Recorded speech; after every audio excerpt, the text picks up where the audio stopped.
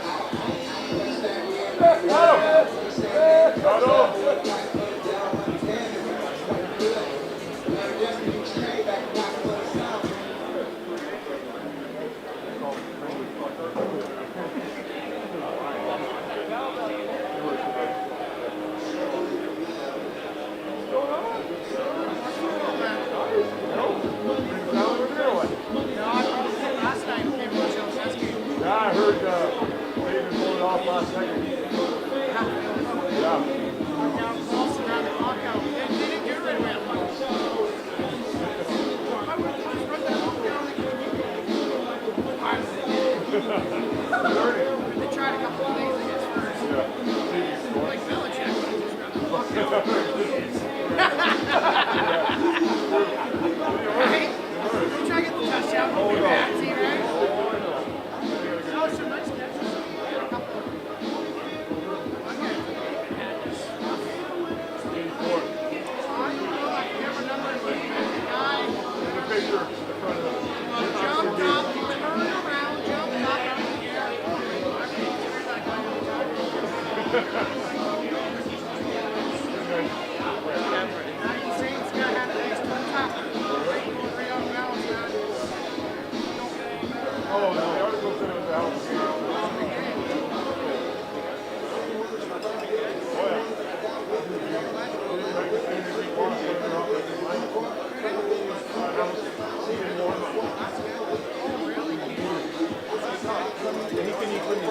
Fly all the way out here and you don't get that way.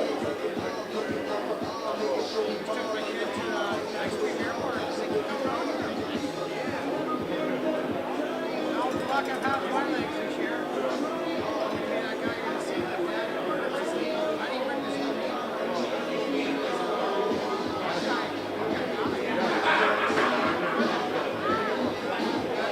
Chuck. There's a lot. That's why you sign a waiver.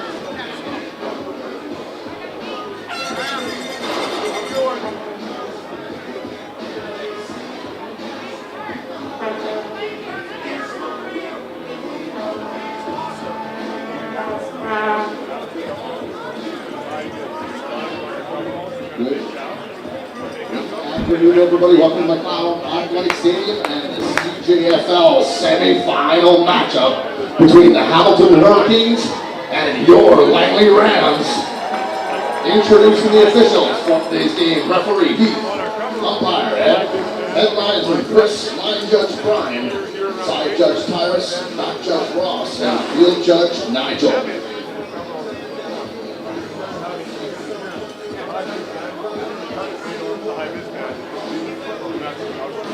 This is the first meeting between the Rams and the Hurricanes in 6 national semi-final meetings between the BC Conference and the Ontario Conference champions. The BC Conference has won 5 times.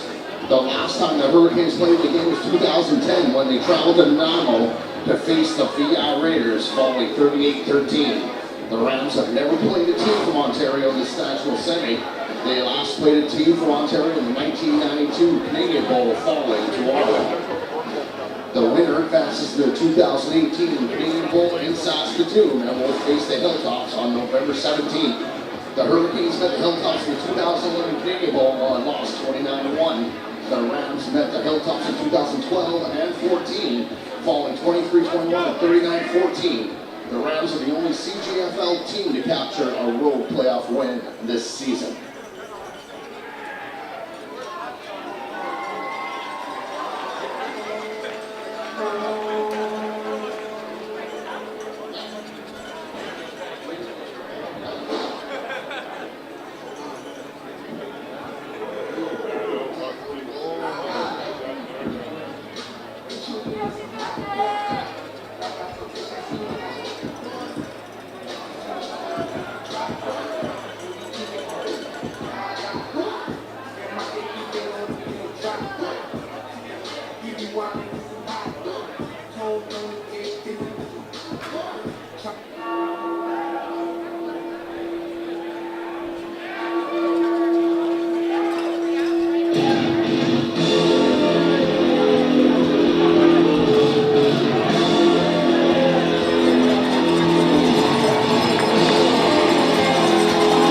Ladies and gentlemen, make some noise for your boys. Welcome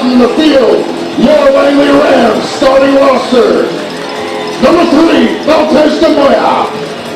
Number 7, Victor Boulanger. Number 9, Alex France. Number 10, Duncan Little. Number 11, Stephen Laguerre. Number 12, Jacob Stebbings. Number 15, Javon Catoy. Number 17, J.J. Jackson. Number 18, Tristan Yansu. Number 20, Marchand. Number 21, Kyle Clarat. Number 23, Partak Sandhu. 24, Tao Ferrero. 26, A.J. Blackwell. 27, Joe Carter. 28, Brendan Coles. 31, J.P. Callaway. 33, Isaiah Coley. 34, Nathan Murray. 35, Cam Cross. 36, Colton DeJong. 37, Carol Hassan. 38, Raheem Richards. 41, Ryan Barthelson. 44, Dylan Custer. 47, Nick Lakatos. 51, Ross Beatty. 52, Owen Jenkins. 55, Sky King. 56, Chris Dirksen. 58, Nick Sirach. 60, Armand Johal. 62, Yandy Yano. 66, Nico Lazarakis. 64, Spencer Smitke. Number 80, Nick Agnoletto. 83, Liam Stewart. 84, Jaden Sheelan. Number 90, Mason Block. And number 99, Charles Noyen. Head coach of the Langley Rams, Mr. Howie Zimmerman.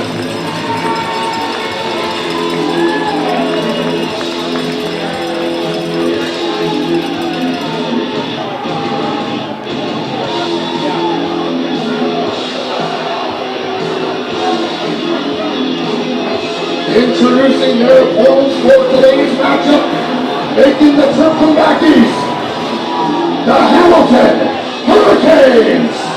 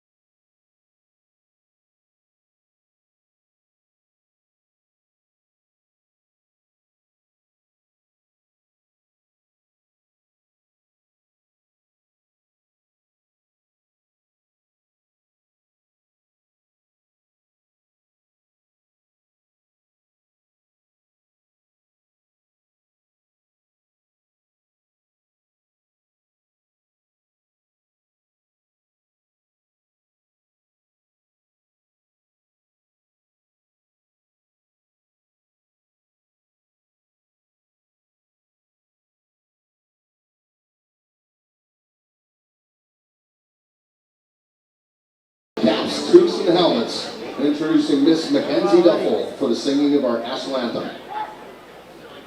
Oh, Canada, our home and native land, true patriot love in all thy sons command.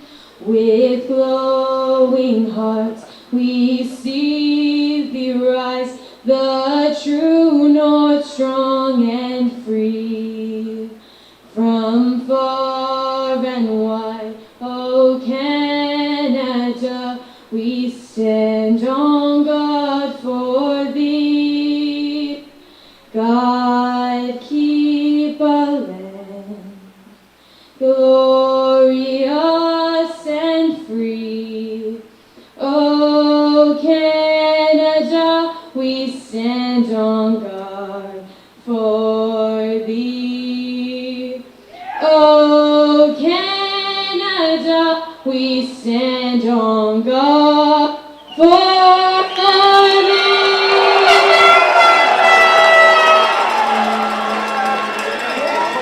At this time, I'd ask you please remain standing.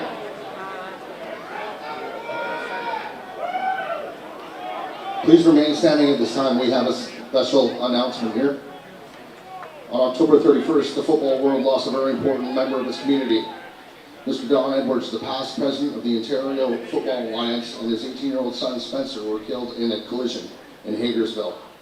At this time, the members here from the CJFL, the BCFC, and the Ontario Football League would like to recognize a moment of silence in their honor.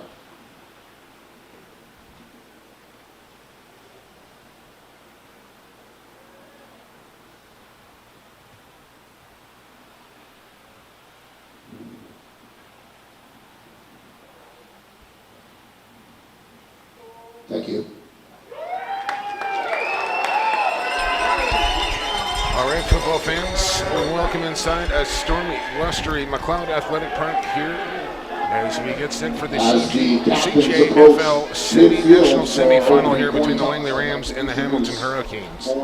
It's Jake Elliott with you alongside Paul Short, the executive director of the CJFL. And a brief moment of silence there, Paul, before this one, a very tragic accident happening back in Ontario. Maybe you can touch on that before the festivities begin here. Well, yeah, an accident claimed Don Edwards and his son Spencer, and Don had been involved in minor football and with the Hamilton Tiger Cats, the Hamilton Hurricanes, for many, many years. And he was the president of the Ontario Football Alliance. And just one of those tragic incidents that, you look at it and you put this whole thing in perspective, that this is just a football game. And at the end of the day, the football community lost two valuable members, and it's just very, very sad. With that said, it's a football game, but a very important one here for the national semifinal, as the winners will head on to Saskatoon to take on the reigning four-time champions, the winners of 7 of the last 8 Canadian Bowls. The Saskatoon Hilltops await the winner of this one. Langley, winners of their last 8 games in a row, and probably the hottest team in the country right now, besides Saskatoon, who went perfect 10-0, but so did this Hamilton team through their conference in playoffs, 10-0, as they got past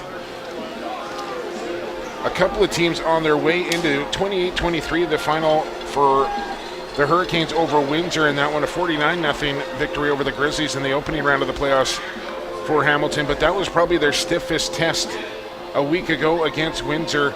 I think they're in for a tougher test here against Langley Rams, who are coming off an impressive victory over the Okanagan Sun in the Apple Bowl a week ago as well. So two teams playing at the top of their game as they meet here in the semifinal, and they're right to go and play in the Canadian Bowl. Yeah, no, they're primed and ready. Both these teams have worked hard to get to this position. But Hamilton, they've had a little bit of bad luck coming to this game. Their top running back is out, their top receiver is out.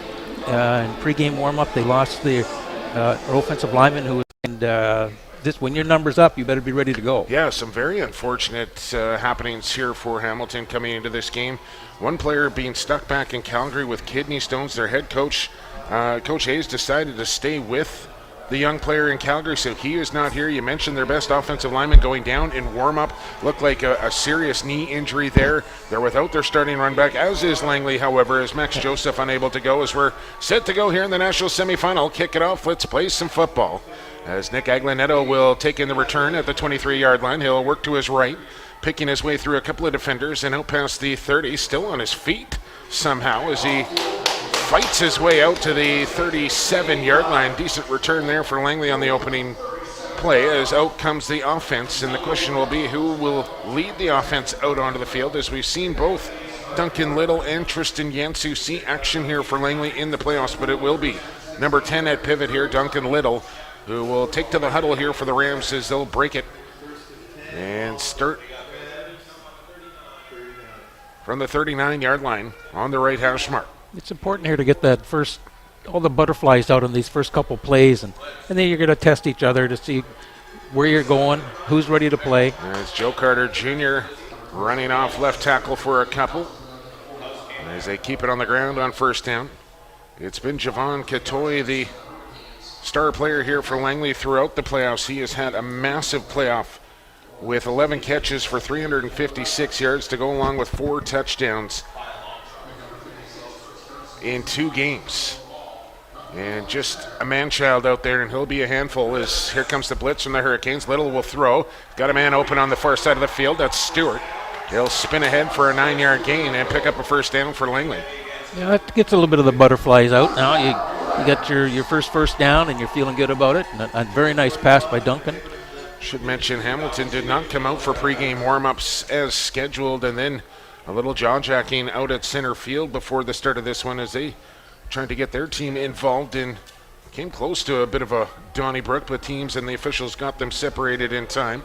But some definite emotion to start this one on a 1st and 10 now here for the Rams. Motion to the line. Little will hand off to Carter as he follows his blocks. Now tried to bounce to the outside. Didn't get much. There's a good tackle out on the edge there from Tom Zarafanatis. Yeah, he made a nice play on that. He just rolled down the line and came in from behind to make the tackle, and it was limiting the gain to a yard. But this is one of these situations of the Rams have got the win. They're at midfield. You get an opportunity, if you don't get a first down here, to keep Hamilton deep in their own end. Yeah, well, we'll talk about the weather here momentarily. It is a 2nd and 9 here from Langley, just inside the left hash mark. Little play action from Little, looks over the middle, fires the ball. He's got Katoy on the cross. That's another first down for the Rams and a 13-yard pickup. Little to Javon Katoy. Yeah, he's a special player. And they had a lot of success last week up in the Okanagan against the Sun on that same type of pattern, just over the middle, 12-yard, and a first down.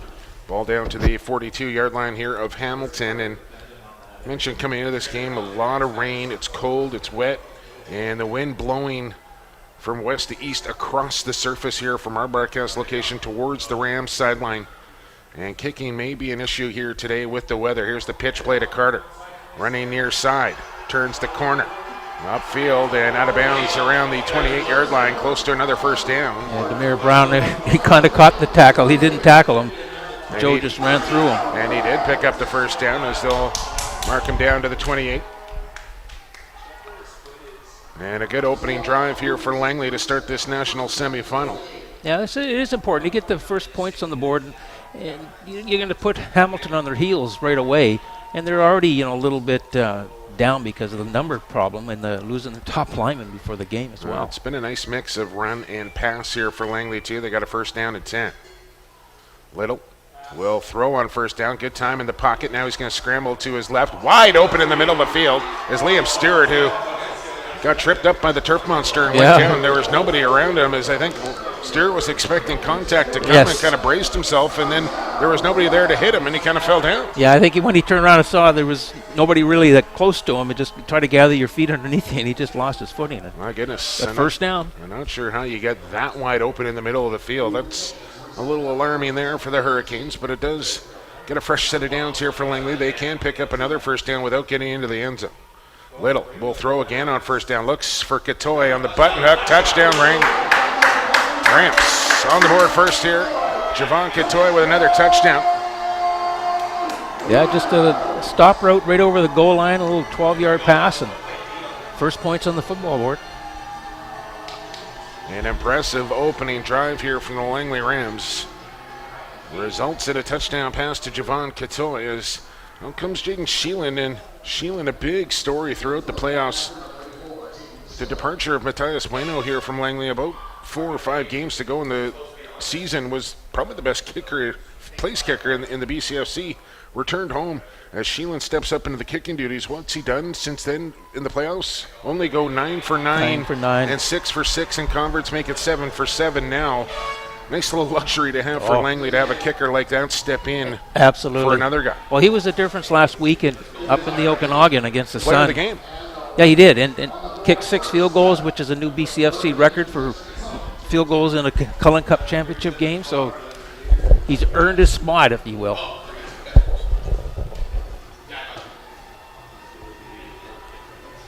Well, that's the way you want to script it up here for the Langley Rams. They score in the opening possession. And it was a drive of 3 minutes and 56 seconds.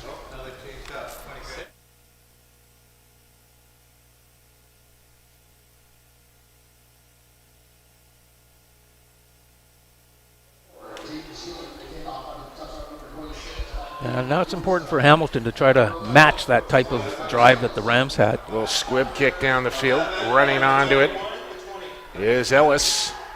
And he'll get cut down at the 23-yard line. Good open field tackle there. I think it was Belanger who made first contact. Yeah, it was Belanger. That was a great tackle. And out comes the Hamilton Hurricane offense led by Jake Marquette. And what a season Jake Marquette had for the Hurricanes. Paul, what did he do? Well, he went 83 for 130, over 1,400 yards, 22 touchdowns to just 1 interception, but I think the most impressive number of all, 64% in his completion percentage, as Hamilton likes to throw the ball. They don't run it very often, and without their leading running back here as well, look to them to go to the air even more. Here's Marquette, and he will hand off on first down. And he'll get a few as a flag comes in late here. It's probably a holding penalty, I would think. In the Hamilton backfield, back at the 15-yard line.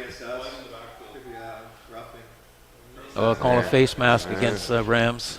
Face mask penalty against Langley, so tack on another 15 here for the Hurricanes. And if there's one area Langley has had a little trouble throughout the season, has been their penalties. Well, these are the type of games, if you take penalties like this, it could hurt you. But Marquette, as a quarterback, he can run as well. And I think that's one of the concerns the Rams had, is how to contain him and keep him in the pocket. They really want to keep their gaps and seal those edges off. Don't let him get outside the pocket and use his legs as weapons. Hamilton fires off the ball. And yeah, that's a legal procedure. Lucky that they did, because Marquette fumbled the shotgun snap. But Hamilton really came off the ball quickly there, and a little too quick. As you got to imagine, Paul, that these guys are real amped up. It's a semifinal national game, and part of it is kind of settling into this first 7-8 minutes. Cool your nerves, take a hit, give a hit, and then let the game kind of come to you instead of being all amped up and trying to do too much. And it's just human nature to do it, but you got to learn how to control your emotions in a big moment like this. Absolutely, and that's the key. And teams that are successful like these guys definitely have that same type of feel about them, and they'll make sure that they're settled down. Coaches will make sure of that as well. Marquette, another handoff, will go for about 3 yards and bring up a 2nd and long here after the false start penalty, as they got to get to the 54-yard line for a first down. Yeah, I think that Hamilton's, again, they're just going to try to feel it out, because when you see, the only time you get to see teams is on film, so you really don't know their size, how quick they are, and you're in the style of play that they're going to bring to you, because they've never seen you play football before. So it's a feel-out process, and it's always important the first team to score. It has a bit of an upper edge, but you have more success to be able to say, we can move forward a little bit quicker. 2nd and 11, Marquette will sling one out. And they'll try and pick it up here after the catch. They will, and busting free down the sideline. This one's going to go all the way down. Blackwell trying to chase him down from behind. And it's out of bounds at the 6-yard line. A touchdown saving tackle there from Blackwell. I believe that was O'Connor, who was originally scratched on the roster. Is that 34 down there, Paul? 84, I think it was. No.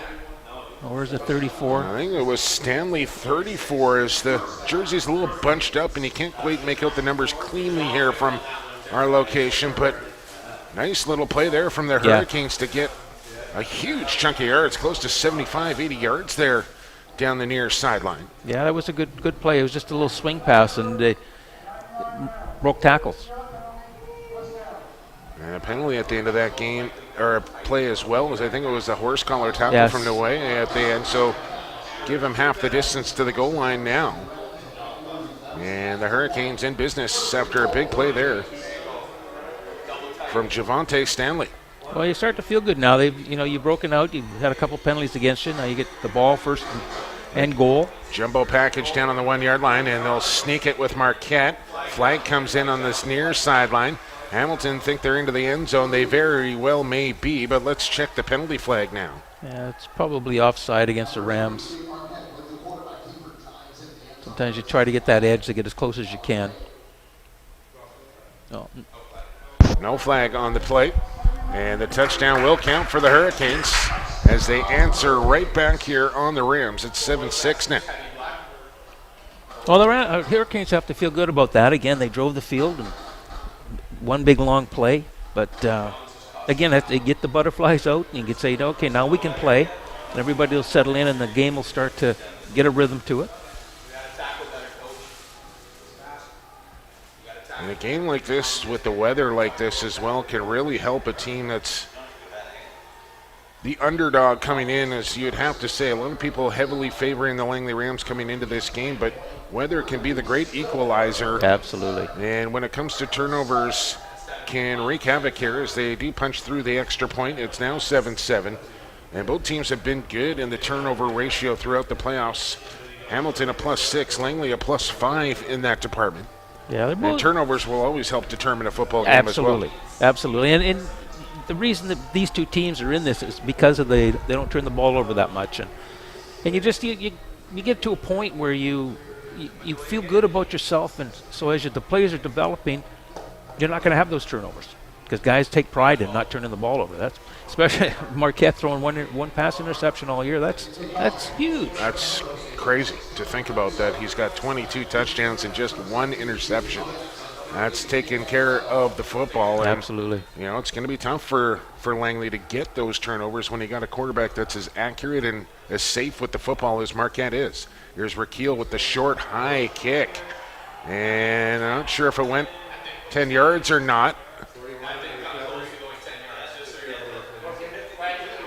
Yeah, the Rams recovered that ball, but Rams did get on top of it. Aggressive kick. It was a good one. It kind of hung up in the air there. Yes. We talked about the weather. Yep. We talked about the wind here, Paul, and Rakeel hit that perfectly right around the 10-yard mark and hung it up in the air and allowed his players to get underneath it. It was just really a jump ball situation there. It did hit the turf.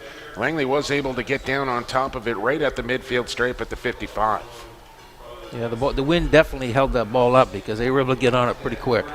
Here's Little. He'll work under center this time. I formation in the backfield. Cusker's the lead blocker. Aglanetto and Javon Catoy in motion. Here's the pass. Catoy the catch. Breaks free of one tackle. Sheds off another. Falls out of bounds at the 34.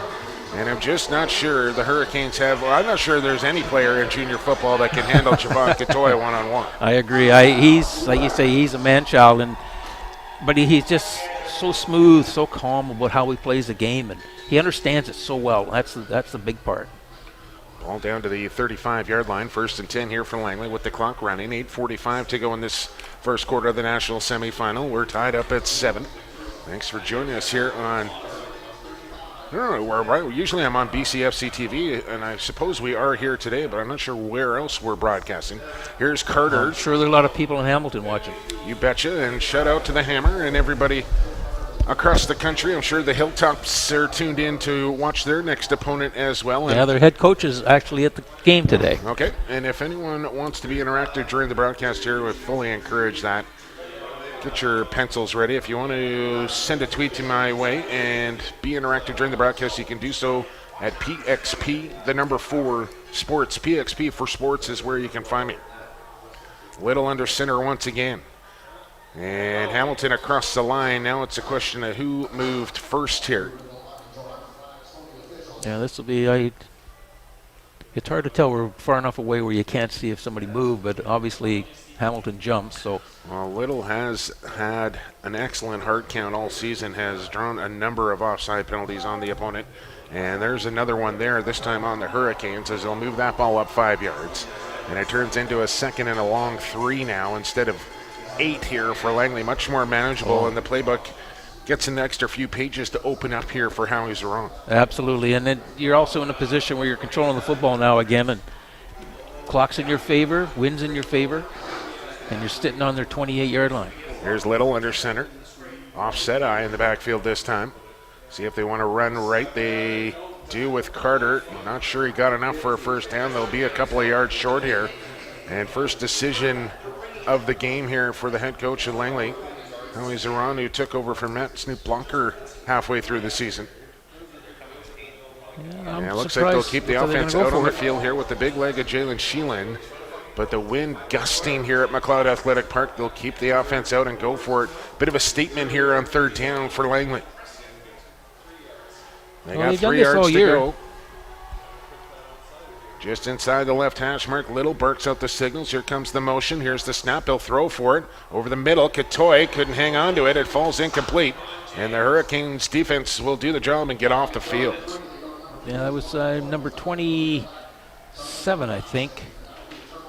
That knocked that ball away out of Katoy's hands. That's Annie Madu. That's a nice job to knock it free out of the big mitts of Javon Katoy. And now after leading his team down the field, Jake Marquette back out on as he'll get into the huddle and relay the play call as the Hurricanes come to the line of scrimmage. They'll work from their own 28-yard line on the right hash mark. Single setback. It's Stanley in the backfield. And 5 receivers in there. One will step up and block. A little fake pass. Here's Stanley, and good open field tackle there from Kyle Clarat, the former Rookie of the Year and Defensive All-Star in the BCFC this season. Kyle Clarat, a special player, and makes a good tackle there. He really is a special player, and he's intelligent. He really reads and plays well and reacts very quickly. That was a good play. You don't see that play much in British Columbia, where they pull the 2 linemen on the backside and what they used to call like a tray block, but you don't see that here, and they recognize that right away, and that's exactly what they had to do and knock down the lead blockers. Well, let's see what they do here on a 2nd and 9. They're a team that predominantly throws. They've gone to the ground a lot. They'll throw this time here for Marquette. Looks over the middle, fires, and it's knocked down. Nice defensive play that time from McCauley. The team's leading tackler makes a nice play with his hands that time as he bats that ball down from Marquette, who really kind of changed the plane of his arm there to deliver that football. He didn't want to come straight over the top with it because I think there was a lineman's hand in the way, so kind of came with the 3-quarter to try and deliver that football, and Okoli was able there to slap that one down. It was a very good play, defensive play. And there's our first punt of the game into the wind. And I believe that's Lauricia that's back to kick, number 13. A late substitution here. And I'm not sure if Langley is lined up in coverage here. Lauricia will step into it. Low line drive kick, end over end, takes a bounce into the hands of Eglinetto. He'll run to this near sideline, turns it past the 50. Oh, a late block there and a good one. As Berthelsen just blew up his man in Tyler Bevan there on the return. Not sure if we can get a replay of that block. Keep an eye on 41 around the 46-yard line if the boys downstairs can dial up that replay, because that was a heck of a block there from Bartleson. Yeah, he was coming in a little bit late. Just the turn you got to be in, and every time you step on a football field is head on a swivel. You got to know what's going around you. Unfortunately, we won't get that replay. As here come the Rams as they get the turnover off the punt. Here's Little down the sideline, one-on-one with Katoy, and looking for a flag. Official not going to bite on it. As I'm not sure, maybe if Javon doesn't try and sell that one to the official as much as he did, he might get that call. I agree. But he was a little too emphatic there, and I think the official knew it and wasn't going to buy the acting job from Katoy. And it was contact, but not enough for a flag. It didn't really affect the pass route at all. So, but Hamilton playing with fire. If they're going to go one-on-one with Katoy out on the edge, they are going to pick that all day long and go after that matchup. Yeah, looks like they got it again. Safety cheating over to Katoy's side. Here's Cusker on the rollout. They set up the screen. It's knocked down, almost picked off. Oh, they had Cusker wide open on the other side of the field, but they tried to go to Carter, and that looked like a defensive player doing his homework, knowing exactly what play was coming there. Yeah, just a little screen. Tried to set up the screen pass, and the number 44 just said, "You're not doing it in my area." That was Tyler Deckers, and now Katoy, who's taken over for punting duties with Bueno gone. Sheelan has taken over place kicking. Katoy's taken over punting. And just watch how high these punts go from Javon Katoy. It's very unique punting style, but he gets them up there in the air when he kicks. And now we got a timeout for the Rams. Yeah, a little bit of confusion there on the Rams on who's on the kick team. Teams come down to 40-man roster, so sometimes those players that aren't dressed today that were normally on these special teams, and now starters have to be on them basically, and some you forget about it. And I mentioned no Jaden Hyland for Hamilton, and they'll miss his production as he had over 560 yards rushing, but Langley has been without Maximilian Joseph as well, a very electric player for the Rams, so I guess that kind of balances out. Where they really are going to miss is probably their stud offensive lineman. I just, you can't replace a guy like that, a guy that was the top lineman in the Ontario Conference, and that's a tough hill to overcome. yeah, and they're also missing their wide receiver Keyshawn Jordan, who was the OFC Rookie of the Year, and he's on the receiving end of 15 passes for touchdowns. Here's for Katoy. a rookie. Yeah, that's impressive. Here's Katoy to punt it away from his own 50-yard line. And booms this one end over end. This will make it into the end zone. I think the Hurricanes wisely will take the knee. As Katoy with about a 60-yard punt there from his own 50 and about 5 yards deep in the end zone. That is a big leg. A huge leg. And it wasn't even a spiral kick. It was an end-over-end kick. And we got a penalty down, and I'm not sure, there was a little bit of jostling between, I think it was Liam Stewart and number 21, I think it is, from Demir Brown from the Hurricanes. And I'm not sure who the penalty went against, but I guess it was against the Hurricane, the way they're walking backwards, because generally you have to give up a point. And with the weather being what it is, and a really good crowd out here at McLeod Athletic Park to come and support their Rams here in this national semifinal. We are nicely protected inside the elements, away from the elements here up in the broadcast booth, but they're braving it out in the stands here on a cold, windy, wet, early November Saturday afternoon here. Yeah, so it was a rough play penalty on that. On the punt. Here's the snap to Marquette from the 20-yard line. Stanley will try and bounce it to the outside. Claroc trying to run him down from behind. But another good run. First down. From Stanley will go for a first down as he picks up 11. Yeah, the play would look like it was designed to go up the middle more off tackle, but that was shut down. I think Sky King was standing there, and so then they had to move it outside, bounce it outside, and got the edge. Well, Sky King, Cam Cross, Noye in there, really stout against the run, and Coach Duran thinks this is the best defense in the country right here for the Langley Rams. Here's a 1st and 10. Marquette, the handoff again and into the backfield, and down he goes. Sarache with the Sakarache right there.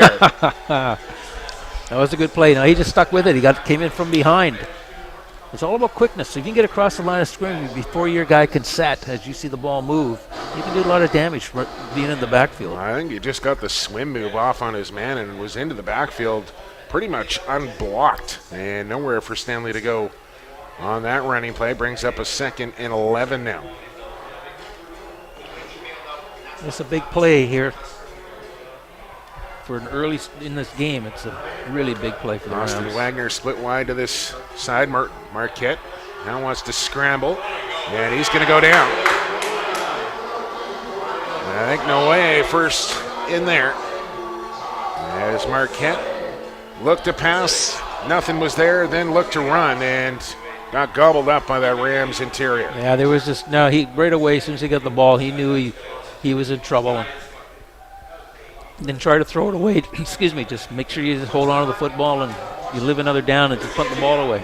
There is a lot of talking after each play between these two teams, and we really think it's going to come down to who can control their emotions the best. Yeah, and it's always been like that. This age group, it gets chippy here and there. And a block punt. Kick.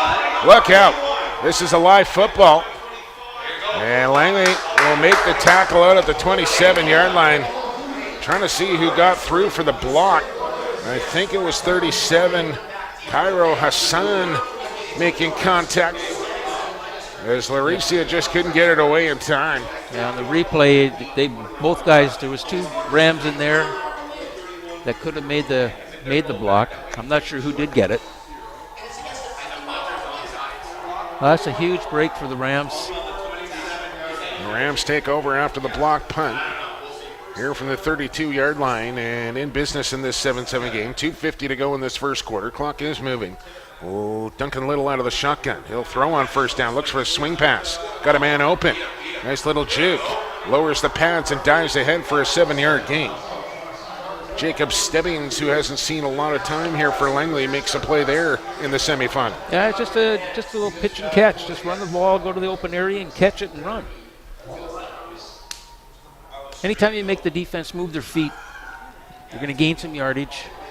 And the way the Rams are spreading this ball around, they're just got those little swing passes. A lot of weapons. 6-yard gain, call it 2nd and 4.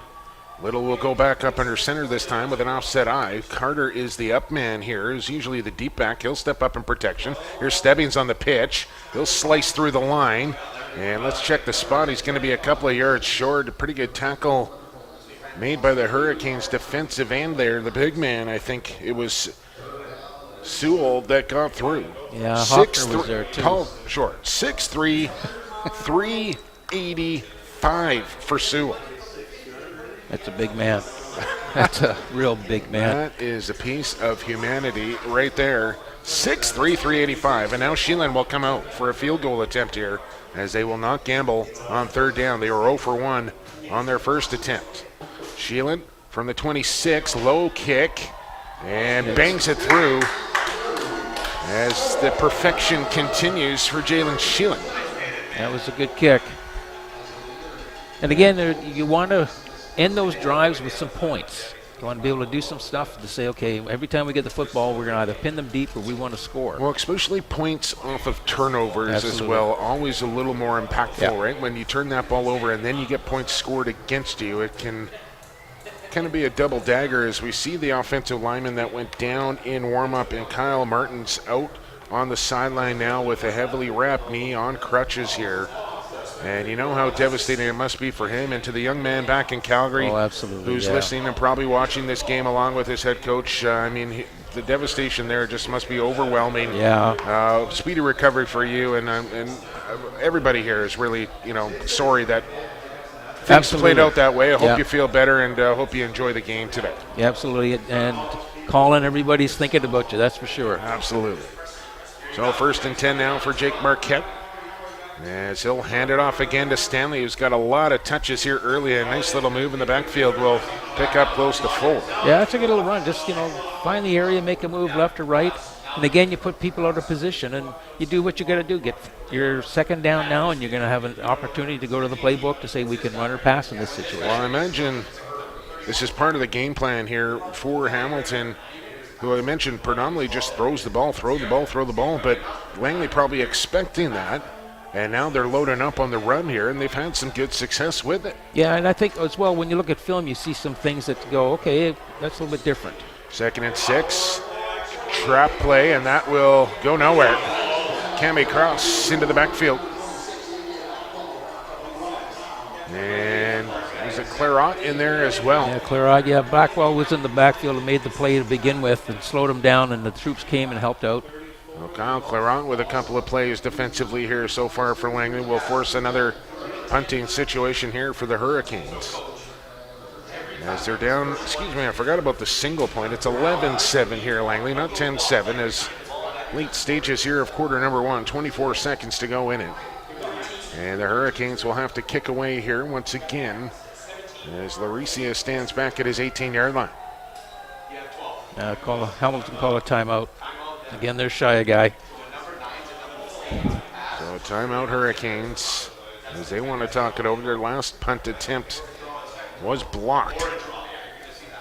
And I think they want to make sure they got the proper protection for this next attempt.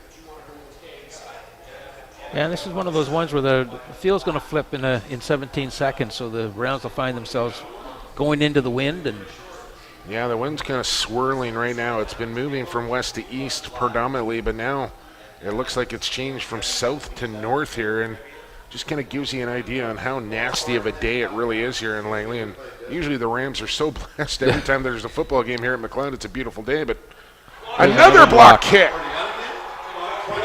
24 getting through. Ball is loose. It's going to be Langley possession regardless, as it'll be well short of the first down as Tato Ferrerio comes through for a block. Yeah, they just get going. They come off the edge very, very quickly, so that'll be something the Hurricane will be looking at to say, how can we make sure we got a guy on some of these edge personnel. So much for calling the timeout.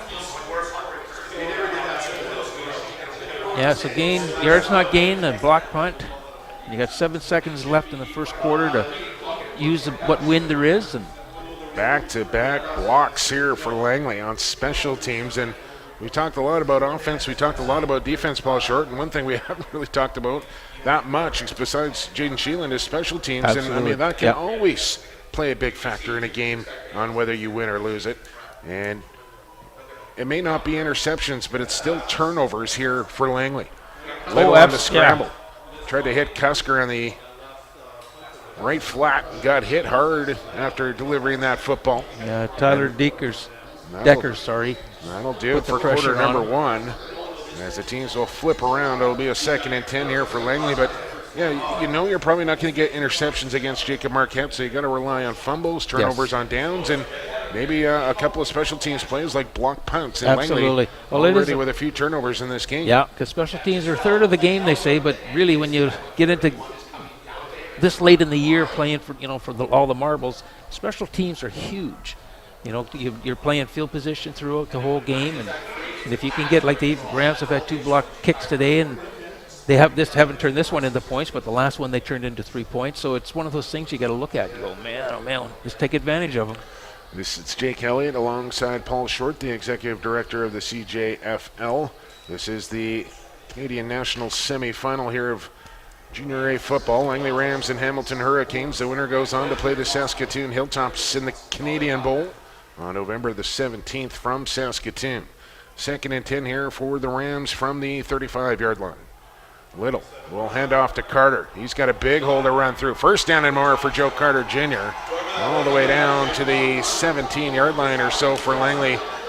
Langley, with a nice little play call there on 2nd and long, they go to the ground and a big hole opens up for Joe Carter Jr. They had success last week in Kelowna doing the same thing. They were running to the right side, and they had a lot of success. Joe had a really good game. And that's just, they found something. Obviously, they're linemen come to the coaches all the time and say, run behind me. So maybe that's what they listen to. And well, Joe Carter, an experienced running back in the BCFC, I believe this year 4 in his career, his final one. As Little will hand off to Carter again. Oh, he gets met right at the line of scrimmage. A hard hit there. And surprising he hung on to the football and some pushing and shoving after that play. That was Deckers again, number 44. He just came flying across and put some leather on him. My goodness, that's laying the hat right there, and Carter will feel every ounce of that one as he gets back up, and it'll bring up a 2nd and 11.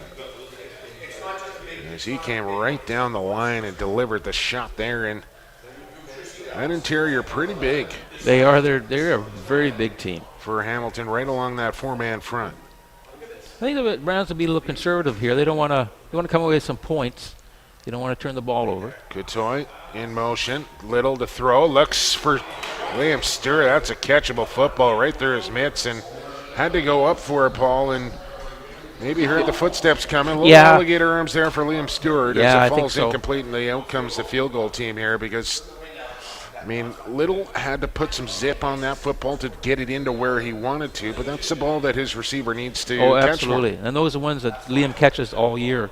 He left his feet too. Sometimes that throws your timing off a little bit. Not sure why. Langley not going to bring out the field goal team. They're going to keep the offense out here in a 3rd and 10. And making a statement here, going for it from the 20-yard line. They will snap it. Little to throw into the end zone. Stewart overthrew him that time, and it falls incomplete.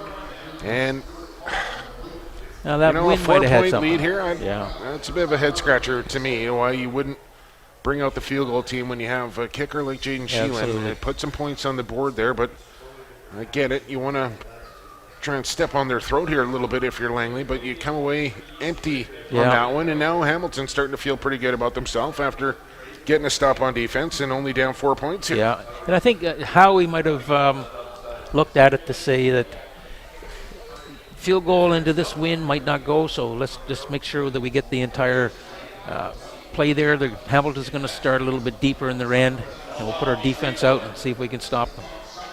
1st and 10 here for Marquette. He's going to throw on 1st down, tries to set up the screen, and he's got something here. Flag comes in back at the 26. Another 3 flags down on the field. I think it was to an ineligible receiver. I think it was an offensive lineman that caught that ball. So maybe he threw it to the wrong guy. Look, I thought it may have been his fullback, but he was a large man to be a fullback. Yeah, that was. I think it was number 56. I think if I saw the number correctly. Yeah, I'm sure he didn't declare as an eligible receiver. And usually when multiple flags come flying like that from different locations on the field, it's going to go against the offense. Yeah, that's that's the what case. they called that, illegal man downfield. So that's a 10-yard penalty. That might be the first time that the Hurricanes have decided. I think. So I would assume here, Paul, you must know a lot of these officials. A pretty veteran crew here for this national semifinal. Yeah, it is. They've all been. A lot of these guys have been around for a minimum of probably 15 years. A lot of football going on in the Vancouver area today. Oh my goodness, there sure is. UBC, and so that takes SFU, up officials BC, as well. Lions, yeah, it's a huge day for football here in British Columbia. It really no question is. about it. And the Lions tonight, and they use this. The Officials Association also do Lions games as a support crew. They got the T-Birds taking on Saskatchewan in Canada West action, playoff game. Simon Fraser in action as well. Yeah. Here comes a 1st and 20 after the 10-yard penalty as Marquette will work out of the shotgun this time. Looks like man-to-man coverage here. Marquette loads up a deep ball right down the seam and step for step in coverage. Nicely done there. J.P. Calambay was right with his receiver as Marquette looked for a home run hitter. Yeah, that was he's just saying, run, I'm going to throw it to you. And that was Angus Button was the intended receiver. He's the second leading receiver coming into this game here for the Hurricanes, as he had 18 catches, 367 yards, and 4 touchdowns through the playoffs. Yeah. And what that play also does is it says to the Rams defenders that, okay, you can throw the ball deep, so we got to make sure we don't have anybody behind us. So they'll loosen off a bit. We won't have as many guys crowding the line of scrimmage. Well, now let's see what Langley draws up here on defense with a 2nd and 20. You know, Hamilton's got to get the ball down the field, but that is going to have to allow Marquette to have some time in the pocket. Does Langley bring the house here and get him to get rid of the football quickly here, or do they play coverage? Marquette, pump fake, looks deep again. Got a man this time. Button with a catch. Oh, my goodness, at the 55-yard line. Catch. What a play from Button. That was a fantastic catch. Well, that answers that question. I hope they got a replay on that one because that was just tremendous. And it didn't take him long to get to midfield. He's a pretty quick receiver. What a throw from Marquette and what a catch from Button.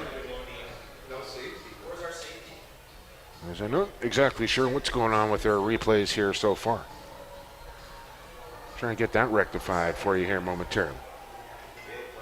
No, it was a good play, and that they were facing 2nd and 20 deep in their own end, and you get out of that in a hurry, and now you're open your playbook up a bit more. 1st and 10, right from the midfield stripe, 55-yard line. Marquette almost backing up before the snap comes in. That is another sack for the Langley Rams. Yeah, Colton DeJohn just came off the edge in a hurry to give Marquette any chance to set himself up.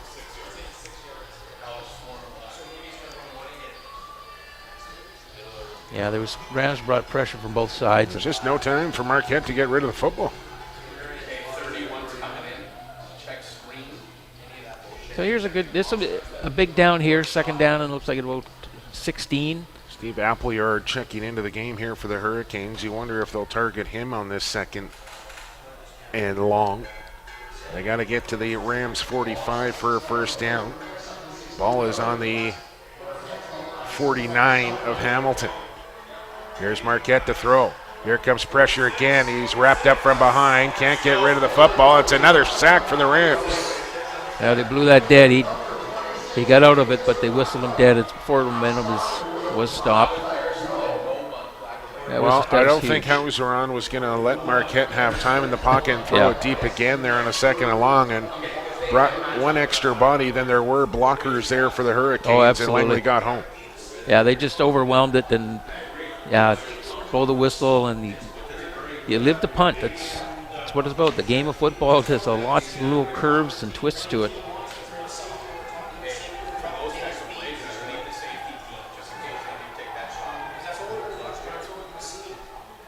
See what the Rams can do now with the football going against the wind.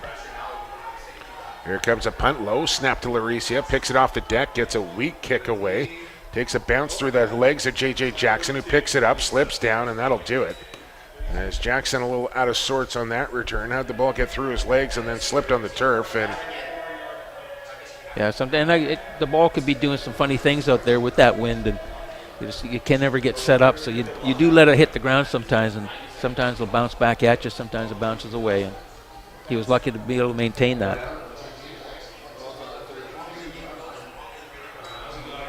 So 9:35 here to go in the first half. Langley leading 11-7 as they take the football back here at their own 32-yard line.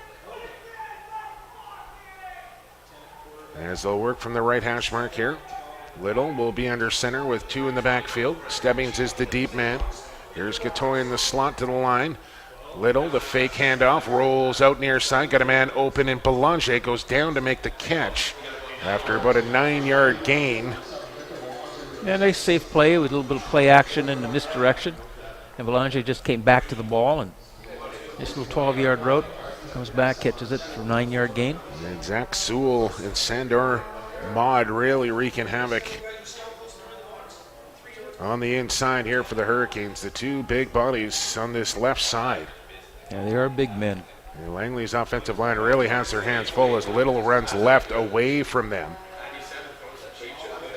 And 97's getting a little extra in at the end of every play. He's got to be careful. I think Langley has identified that to the officials now, saying watch him after each whistle. He's throwing a little extra shot at the end of each play.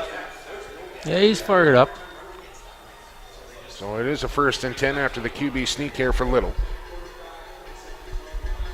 He'll be in the shotgun this time. Here comes pressure off the edge. Little will swing it out. Look out. That was batted down. Knocked down. Is that ball actually caught? I think it hit the ground first. I think it was batted down by number... Well, it's a couple of times they tried that swing play out to the running back, and that's twice now that the Hamilton Hurricanes have almost intercepted it. And if somebody can get their hands around that, they got to walk into the end zone because there's nobody in front of them. Yeah, I think it was number 8, I think, that knocked that one down, Chris Spencer. Let's watch it again here on the swing. It's actually 30. No, 30. 33, 30. Boy. Tough to pick up. But it was a good play.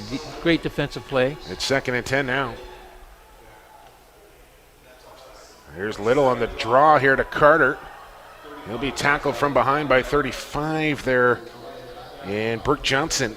And he'll be stopped 5 yards short of the first down. It's 3rd down now. And I think the kick team coming out here for the Rams. Pretty nice job there defensively from the Hurricanes. Very good defensive stand there because they turned the ball over on the after the long pass when they're coming out of their own end. And now to hold the Rams to a punt here is kind of a little victory. And they're going to have to win when they get the football back. Gatoy standing back deep.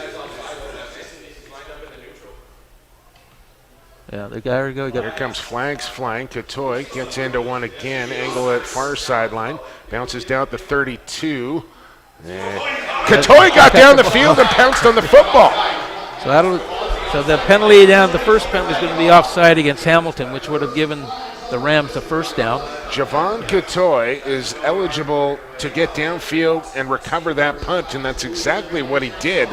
Need to see a replay on this, as the kicker was the guy to get down and get on top of the football. But multiple flags on the fields. Yeah, if you watch Catoy, well, you're not going to see it because the ball is so high on the replay. But they let it bounce around, and that's where Javon had an opportunity. Just say, okay, I'm coming down to get it. Play though, from very, the Langley very intelligent receiver / kicker, and I think Langley's going to get the football here. Yes, deep in Hamilton territory after that heads-up play from Javon Catoy. And I can't remember the last time I saw a punter recover his own punt. It's been quite some time. Yeah, you see it more in lower levels of football, but not in the juniors because they kick it so far. So that was huge. That the Rams' opportunity here to put some more points on the board before halftime.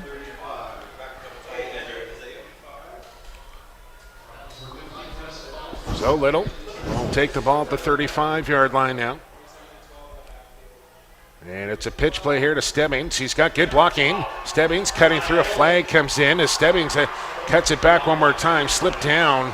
Two flags down. Is it going to be a hold? One at the 46, one at the 35 here. I'm not sure if it's for the same infraction. But a good run there. Good blocking at the point of attack there for the Rams to open up that hole for Stebbings. But there was probably a reason for that. That big hole that opened it up, that it true. did, and that usually results in a holding call as Langley will move backwards here. Yeah, they just say outnumbered them at the point of attack, but unfortunately somebody got their hands outside the frame, and officials are going to call that every time. So we'll move it back to the 45-yard line. It'll be a 1st and 20 here for the Rams. Yeah, you can see on the replay they just outnumbered the Hurricane at the point of attack, but unfortunately there was a holding penalty. So Langley is staring at a long field now, and the first time they've really had to encounter a long down and distance. Little to throw, quick pass, and another drop. That was Liam Stewart again, who's fighting it a bit here this afternoon, usually really sure-handed, and he's dropped a couple here for his quarterback in this national semifinal. Yeah, and that was just a simple pitch and catch, really, and he just went right through his hand. So it could be a wet ball, or again, it could be nerves as well.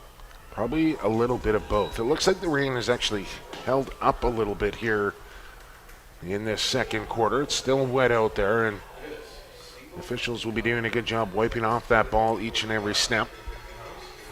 2nd and 20 now. Look at 15 in the slot to this near side.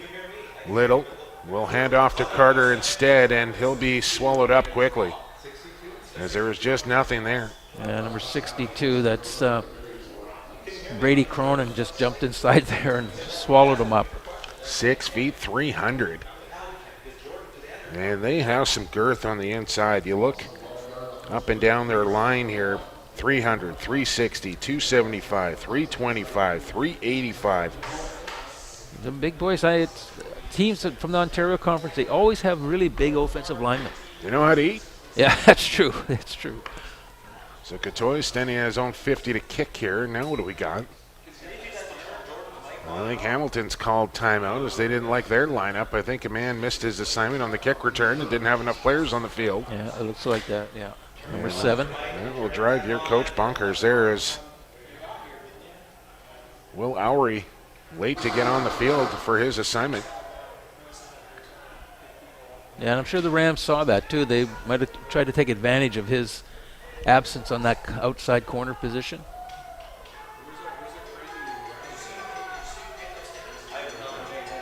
The Rams will break the huddle here. Still 3rd and 20 as Hamilton didn't want to give up any yards, so decided to call the timeout.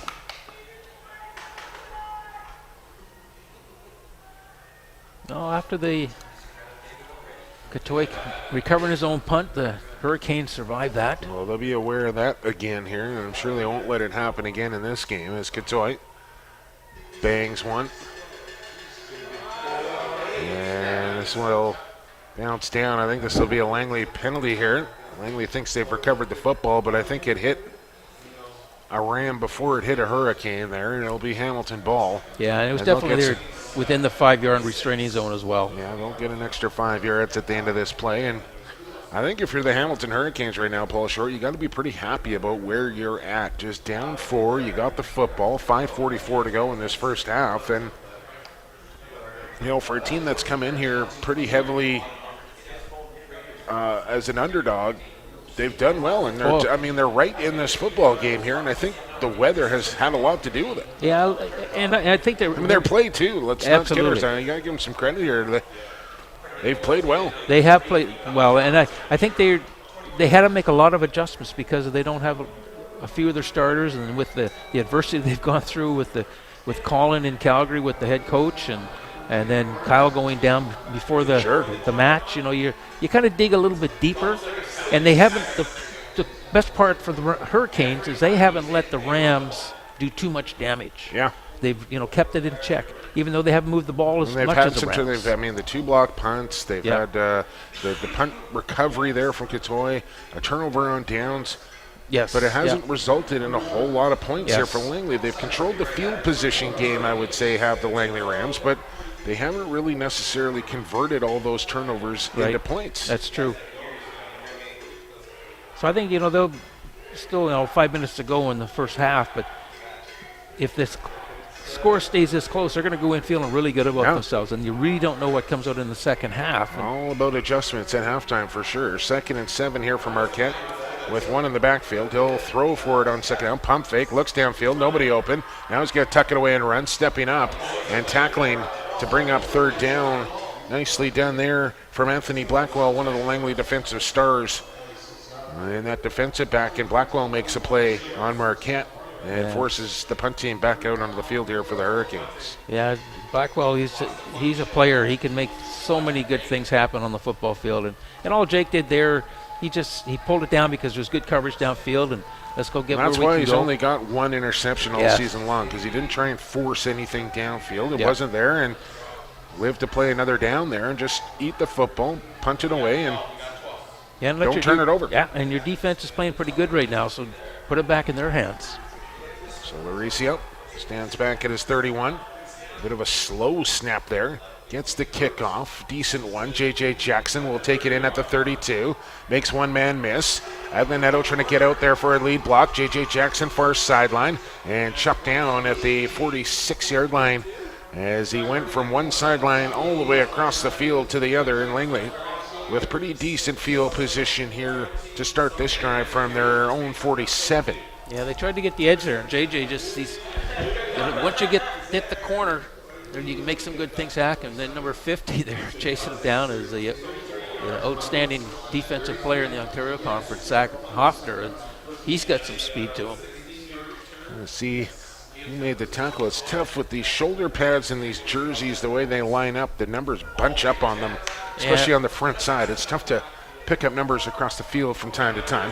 Here's Little to throw. Lots of time. Guns it over the middle. Got a man open. It's Aglianetto. Spins out of a tackle. Trying to bounce it to the outside, and a good wrap up there to possibly save a touchdown was Braden Hill, who made the wrap up. Otherwise, Aglianetto still might be running. Yeah, I agree with you. I think it was just a nice little play. It was, I think, a post pattern right over the middle, right in front of the safety. And as Nick makes the catch, he makes a couple guys miss. And that's a sign of a good receiver. You make those first guys miss. Well, there's video game stuff there from Nicky. 1st and 10. Way to put it. Little under center. He'll throw again on 1st down. Looks over the middle once again. He's got it tipped up. Did he make the catch? He did. Oh, man. He bobbled the original catch and then somehow maintained his concentration to bring it in. Aglianetto hour got right now. Two good plays in a row. Let's see a replay on this one. Just watch it. It hits his hands, goes up in the air, and somehow stays with it as he gets popped. That might actually help to make the catch. I think it did. I think when number 14 kid, Braden Hill, came in, it kind of put the ball back in his arms. 3 minutes to go to halftime, and Langley's got a fresh set of downs as the officials confer here. Yeah, 3-minute warning coming up, or being blown in now. Tell you what, Zebras are moving around pretty good down there. I think they're doing it more to stay warm than anything, but they're sprinting to their positions after they break their huddle. You don't normally see that from the officials. Little will work with 2 in the backfield, 3 to the wide near side of the field. And Katoy. Open. One-handed catch. Oh, then he dropped it and got it back. And now let's check and see how they rule this. I think they're going to call it a catch, a fumble, and a recovery for Katoy. Yeah, that was amazing. One-handed catch, and as he spun around, he took a hit and dropped the ball and just recovered again. But he did make a move after catching the football, and I think that's what you have to realize on this one is that he had possession, made a move, then dropped it, then got it back. So if Hurricanes fall on that, that's a fumble recovery, not an incomplete pass. As you'll watch it again once more here, or will you? I'm not sure if we'll get it in time, as Little will go up under center. And look for Carter to get the rock here. He does. No, he doesn't. Little's got it in a beautiful bootleg. Little to the pylon, and he's out at the 1-yard line. That was pretty he sold me on it, and I think he sold everybody on it. Just beautiful play action there on a bootleg, naked bootleg there from Duncan Little. Yeah, and he did the right thing going out of bounds, sliding out of bounds, because there was 2 or 3 Hurricanes coming hard at him, and he didn't need to take an unnecessary hit. He went down in the semifinal game against the Vancouver Island Raiders, and it was Tristan Yansu that had to come in and finish that game. Late substitution here for the Hurricanes as they get off the field in time. But it's a 2nd and goal from the 1-yard line here for Duncan Little. Goes with the hard count. They don't bite. Little off left tackle. And to the goal line, no signal. And I think it's going to be 3rd and goal. Yeah, just a typical quarterback sneak. But you're running into the pretty big Hurricane line. They're running away from the real prime A beef, if you will, on the left side for the defense, on the right side for the offense. So they're running left away from the 2 biggest bodies, but I mean, there's some serious size on both sides of that line. Absolutely. And it's when you do run like that, there's not a lot of room to begin with. You're just hoping that your line can get their feet underneath them and push them. Ball is on the 1-yard line. And now I think the Rams want timeout. They do.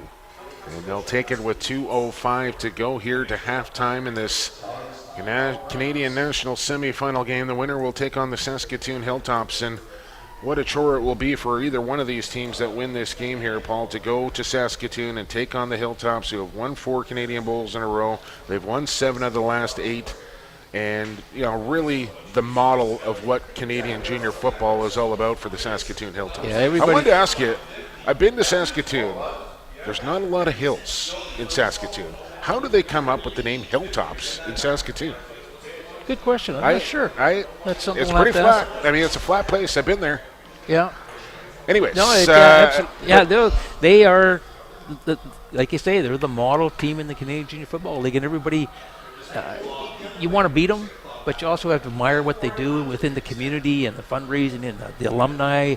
Everything they do about junior football is all about Hilltops. There's no other thought in the city, even though the Saskatchewan Huskies play football out of there, but the Hilltops are just, everybody wants to play for them. And I think in other communities across the country that have junior football, there's other options. Katoy going to go for a wildcat snap here on 3rd and goal. And he's going to run for it, and he's going to get in.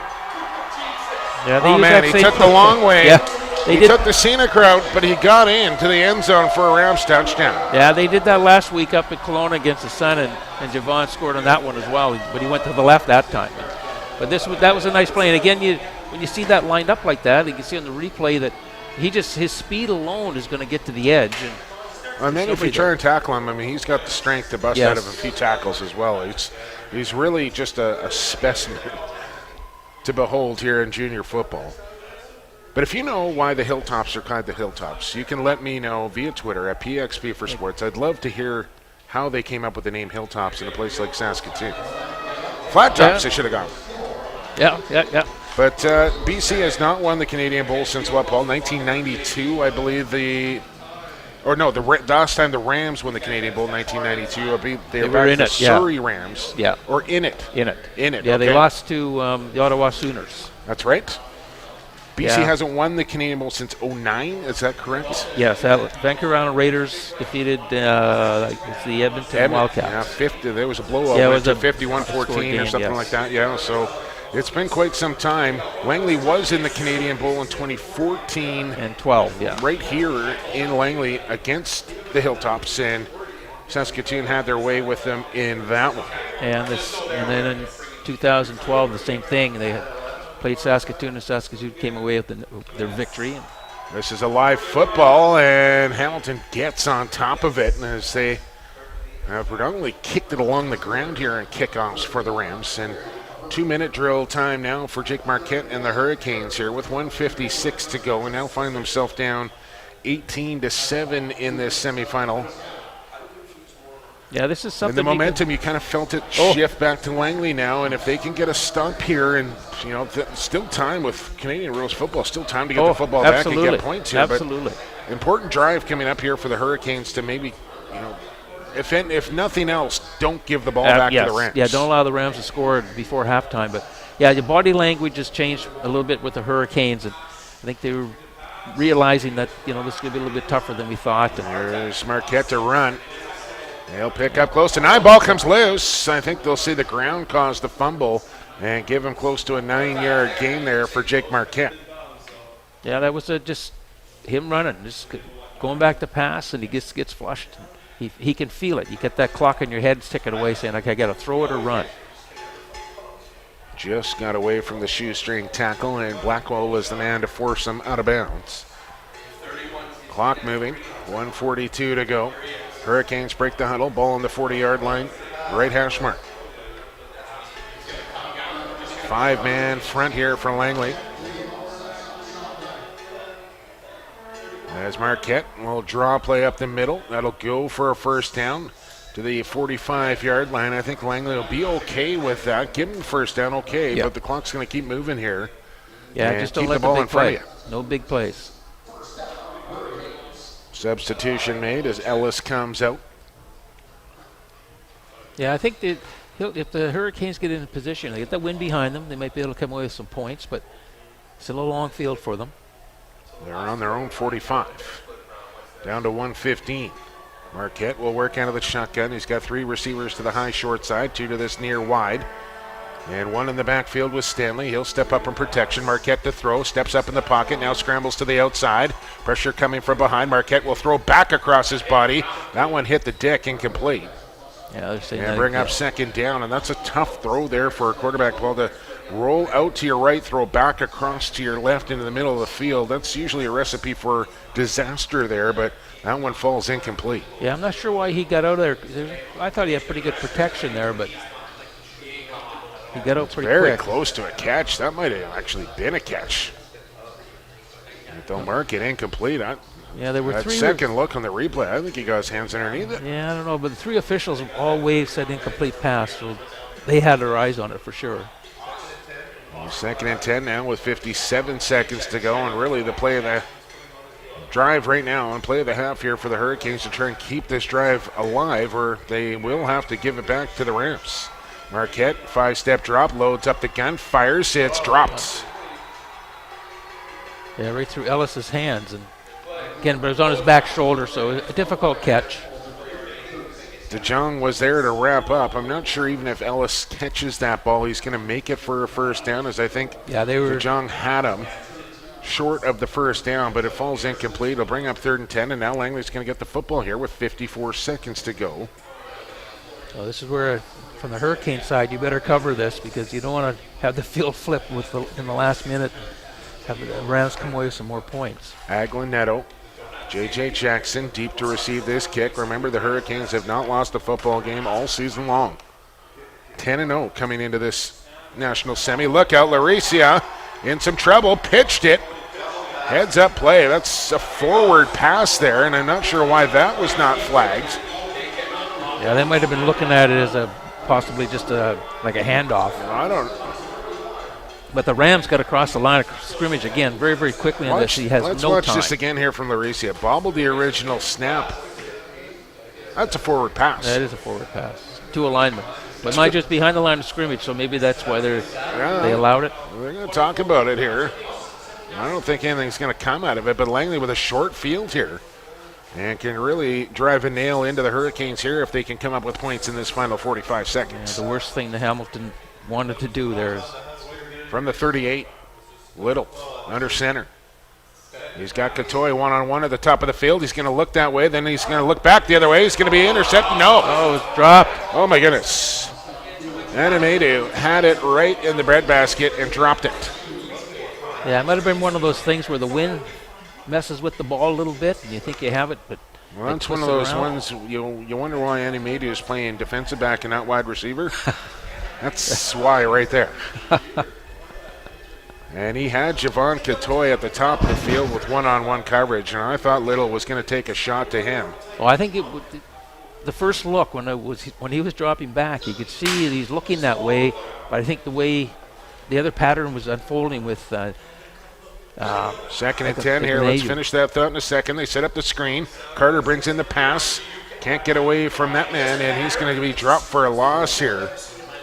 As the screen games is just, it's not really there for Langley right now. Nope. Hamilton has read the screens very well against the Rams and have made the plays and just have not let Carter get out into space. Yeah, they've looked at film pretty good because the Rams love to do that. So it's something they said that's the one thing we want to take away. And like he said earlier, you can't take Katoy out of it because he's just such a good athlete. You're going to give up some plays to him. But let's take what they do the best and take it away. We saw Katoy boot one into the end zone from his own 50 in the first quarter, kicking a little bit into the wind here in the second, but he will be kicking from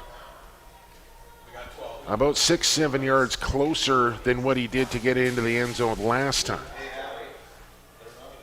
Yeah, they're just going to run this clock down and maybe call a timeout. A little surprised Hamilton hasn't called a timeout here, but maybe they're looking just to get to the locker room as well at this point. Yeah, I think that if I was on the Hamilton staff, I'd be looking at that. Just get in the change room, talk it over, make our adjustments. There's the snap. Katoy the kick. It's high, but it's short as it really hangs up in the wind, then takes a left turn. And Hamilton will fall on it. A 5-yard flag will come in as the clock hits 0. You can't end the half on a defensive penalty.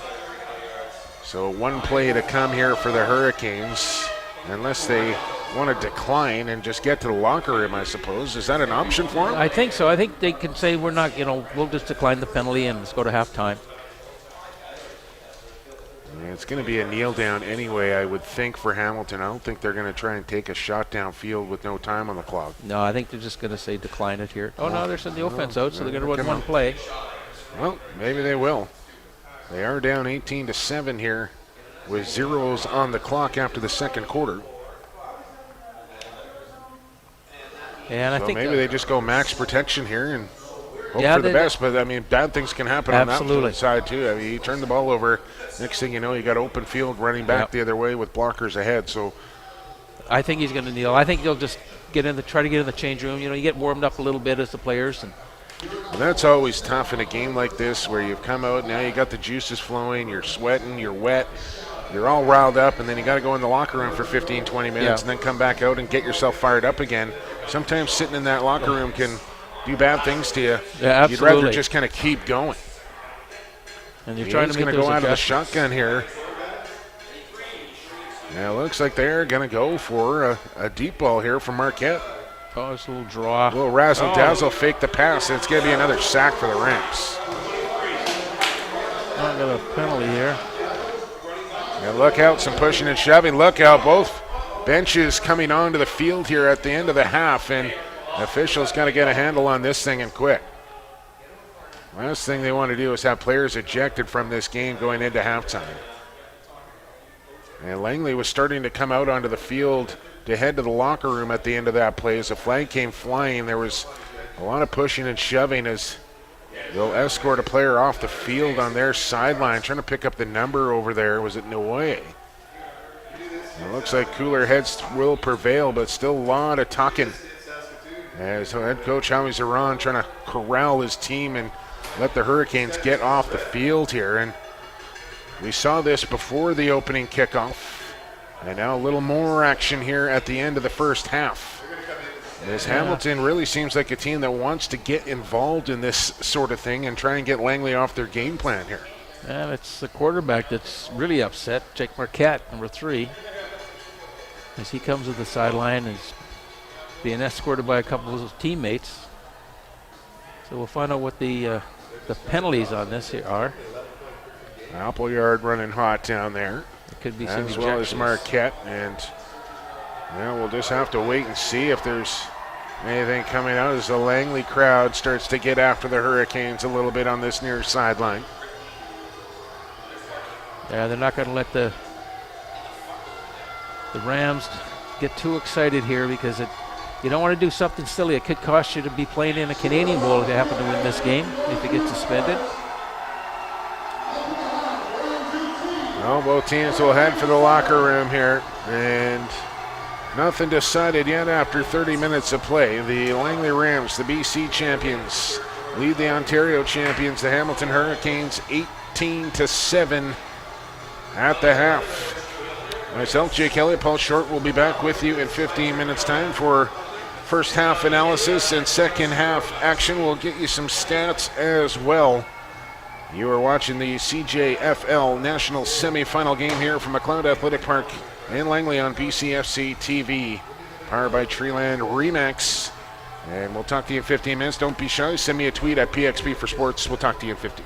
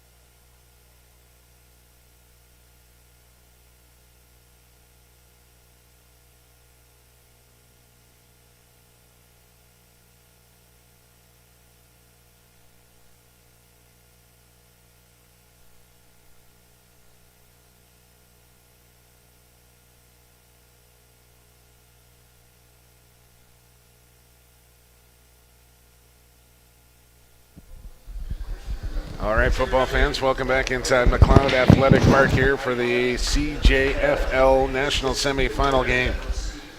30 minutes down, 30 to go here from the township of Langley, and the BC champions lead the Ontario champions 18-7 after a half of play. And interesting to see the two teams come out of the tunnel here, Paul, as it's Jake Elliott and Paul Short with you. Langley walking out in rows of 4, Army-like, in step, in unison, very calm, very focused. And you can imagine how he's run with a pretty stern talk at halftime for his guys to keep their emotions in check, which I really think is the key for them in moving on in this football game is don't get mixed up in the extracurriculars. A lot of penalties handed out, 40 yards, in fact, to Langley at the end of that half. Yes. Another 15 to Hamilton. So let's run down the first half stats for you.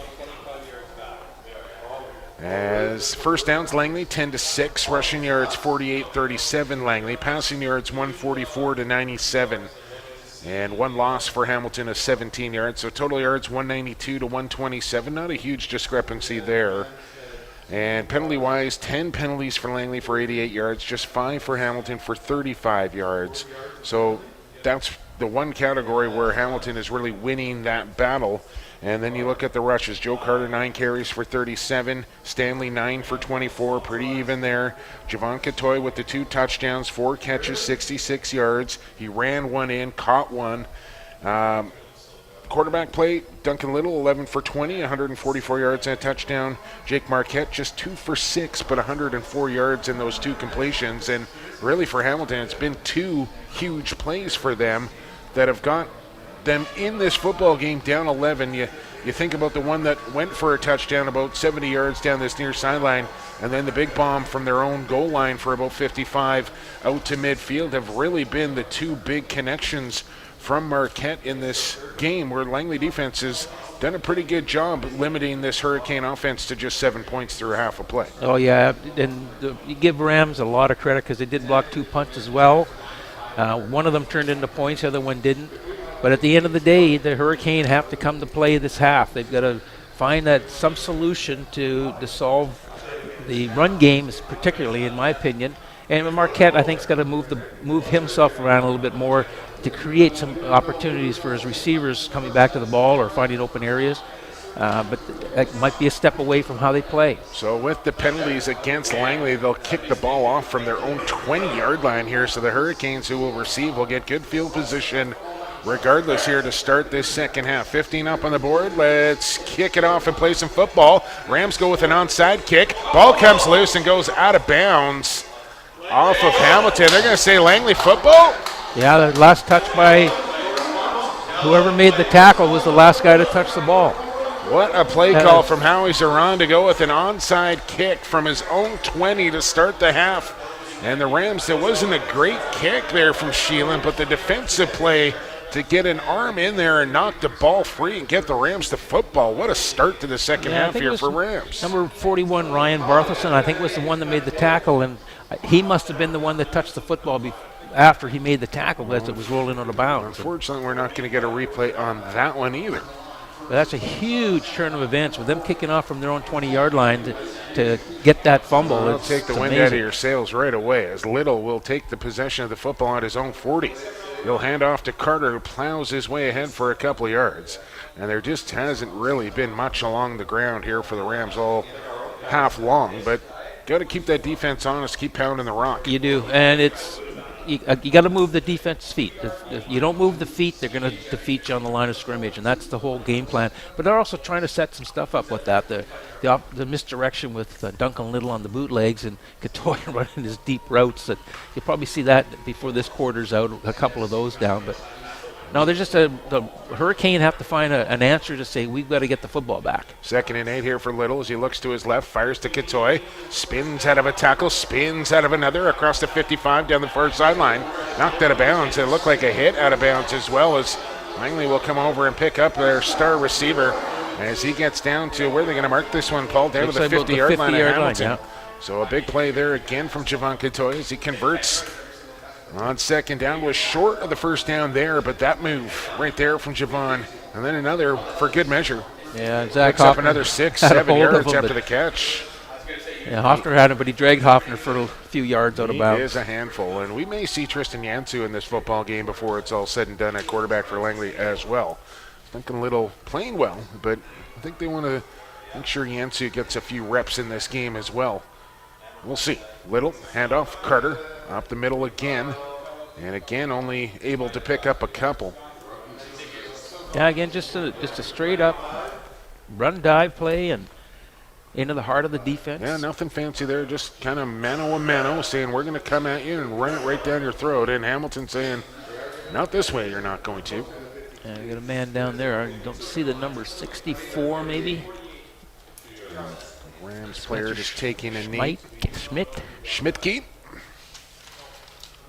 Doesn't look like anything too serious there for the offensive lineman. There's Little will head for the sideline to get this next play call in. It'll be another 2nd and 8 situation. There's the ball down on the 48-yard line as they continue to work on Schmidtke here. And this is important. This drive, obviously, you've got the football and you're in their end of the field. But just you're going against the wind here. So if you can do some damage going against the wind when you get with the win in the fourth quarter, it makes you feel good. You get to that point when you're playing where everything starts to fall into place and you start to have good success. Happened last week up in Kelowna for the Rams where everything was working and everybody was feeling good about how they were playing. I think they probably want to get Liam Stewart going here a little bit in this second half as well, as he had a couple of drops in that first half. They'll look his way. High ball. There's the catch. And a first down for Liam Stewart right on cue. Picks up close to 10. As he gets the ball inside the 40 down to the 38 here, and it's a first down for Langley. I cannot believe nobody at halftime tweeted at me to let me know how the Saskatoon Hilltops came up with the name Hilltops. Somebody out there from Saskatoon get at me at PXP, the number 4 Sports. 1st and 10 here for the Rams. Clock moving. Down to 12 and a half minutes to go here in this third quarter. 1st and 10 Rams with 2 in the backfield, 3 to the high wide side. Belanger, the lone man down low. Here's motion out of the backfield. Pitch to Stebbings. Carter with a good seal on the edge. Stebbings picking his way. Here comes a flag. And somebody hung on to their block a little too long there for Stebbings. Yeah, I think that's what it was. Definitely hold on the edge, and that'll come back. It's unfortunate. Carter got the key block on that play as he turned his man back inside very well to seal that edge there for Stebbings. But I think Stebbings may be a little guilty there, Paul, of not picking his spot and hitting the hole once he got around that corner. Kind of kept stringing it along, and it's tough for linemen and receivers out there to hold on to your block that long when you're thinking the running back's going to be by you by that point, and that's how you result in a holding call. Yeah, and it was a very well-designed play. They got to the edge very quickly. Joe Carter made a great block. But, yeah, when you ask a receiver sometimes to block for longer than he thinks he's going to be blocking, you get a little lazy and start to grab some clock. Absolutely. 1st and 20 now after the 10-yard holding call. And I think an audible here for Duncan Little as they relay the message back to the running backs. A little counter trap to Stebbings. He's got something here. Good block from Aglanetto. Looking for another one from Stewart. Won't get it, but he's got a 22-yard gain for Stebbings and another Rams first down. That was a very nice, well-designed play with the guard pulling around and trapping. And they had a huge hole. You can see here that the linemen pull out. One kicks out. The other one turns in and picks up Hoffner, and it's just off to the races. And really, I think that might have been an audible there from Duncan Little as he peeked over his shoulder, relayed the message to the 2 running backs to change their blocking assignments, and that is a good pickup there for Little and Stebbings to rip one off for 22 and a first down. It's important now to try to establish the run game because the clock will be in your favor the rest of the way here. Little, hard count. Hurricanes don't jump. Here's the pitch to Stebbings. Gets away. Stebbings ducks under another. He's got 10 more. Spins ahead for 13. And a first down as he gets yanked down to the turf. Hard, but gets back up. And Stebbings showing up here in the second half. Yeah, they've had the edge all day. Like, if they don't take the holding penalties. Well, with the size that Hamilton Hurricanes have in their interior, it stands to reason you're going to have success on the outside because those big guys just don't have the speed to get out there to cover off that run. That's true, and then you make the big guys run, and they get a little bit tired too. Well, it paid dividends come the fourth quarter, no doubt about it, as they'll have a fresh set here from the 15-yard line. Little play action, looks over the middle, looks into the end zone, and what's this going to be? A flag comes in. I think it's incomplete. That could be holding against Hurricanes or contact on a receiver.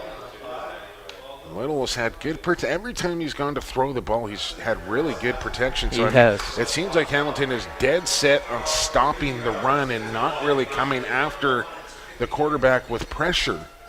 But that's allowing Little to pick up his receivers and have time to survey the field and find his open target. That time, underthrew his man, but a flag comes in, and let's check the penalty call. That'll be interference against the Hurricanes, so that should put the ball close to the 1 yard line. Langley knocking on the door here on their initial drive to start the third quarter. Ball down to the 1 yard line. And now a chance to really force the issue here on the Hurricanes if they can punch it into the blue end zone here. Yeah, and unfortunately for the Hurricane, this is something that you didn't want to happen right to start the third quarter. You knew you were going to get the football, and you didn't get the ball, and now the Rams drive the field for a potential score. There's Little on the quarterback keeper. And a touchdown. Touchdown Rams. Came to the line, snapped it quick, followed his guard right into the end zone. Duncan Little punches it across the line to make it 24-7 Rams. Well, they got the break when they recovered the onside, or it wasn't an onside kick, but the kickoff. Well, it really was an onside kick. I mean, they went for the onside kick. They didn't get it as the Hamilton receiver got it, but then got popped and the ball came loose. Langley managed to get a fingertip on it before it went out of bounds, and that gets possession here with Canadian rules. High snap. Look out on the rollout now. Going to try and run it for two. Aguileneto can't get there, but does get a flag. I think it's going to be a face masking penalty. Heads up play there from Nick Aguileneto, who took the high snap, knew he wasn't going to get it down in time, and made a decision very quickly there, Paul, to get up and try and run for it, and forced a tackler to go high on him, and he either got the horse collar or the face mask. There's a face masking call on Aguileneto, and Langley will get a redo here. At 24-7, it's a 21-point lead here. The single, you got to be happy with the single. I don't think that was anywhere near designed to go for two, but now that the ball is down on the 1 yard line. Looks like the offense is coming back in. It's going to change the decision there of Howie Zaran. He's going to go for two. Yeah, Nick's a pretty intelligent football player, so a little bit bad snap. Well, he's a heck of a lacrosse player, too, as well, Paul. Oh, is that right, Yeah, he is, indeed. That's a sport near and dear to my heart. And Nick, and the two-sport athlete, as is Maximilian Joseph. And now from the 1 yard line, here's Little on the pitch to Stebbins, trying to find a hole, and gets stacked against the 1 yard line and did not get in. Yeah, it was number 50, Zach Hoffner. Again, the outstanding defensive player in Ontario. He's had a good game today. You can see on the replay, he just fills the hole, and he prevents that 2-point convert to Could have been a succeed. block in the back there as well. But yes, a nice play right at the goal line there from Hoffner to keep Stebbings out. So the score, still a 3-score game here, a 21-point lead now for the Rams with 9:59 to go in the third quarter. 24-7. Your score as the winner moves on to the Canadian Bowl to take on the Saskatoon Hilltops on November the 17th from Saskatoon. And it's a big hill now for the Hurricanes to climb. And when you're down, some of your best athletes are injured. You're missing some guys, and sometimes that steam just slowly weeds itself out of your body, and you just want to sort of get back home, get in the shower, and forget about this one. All right, somebody got at me. Abby here, I'm going to check that momentarily. Here comes another onside attempt, and that was a live football, but Hamilton does recover. Hilltops, their origin back in the 1920s.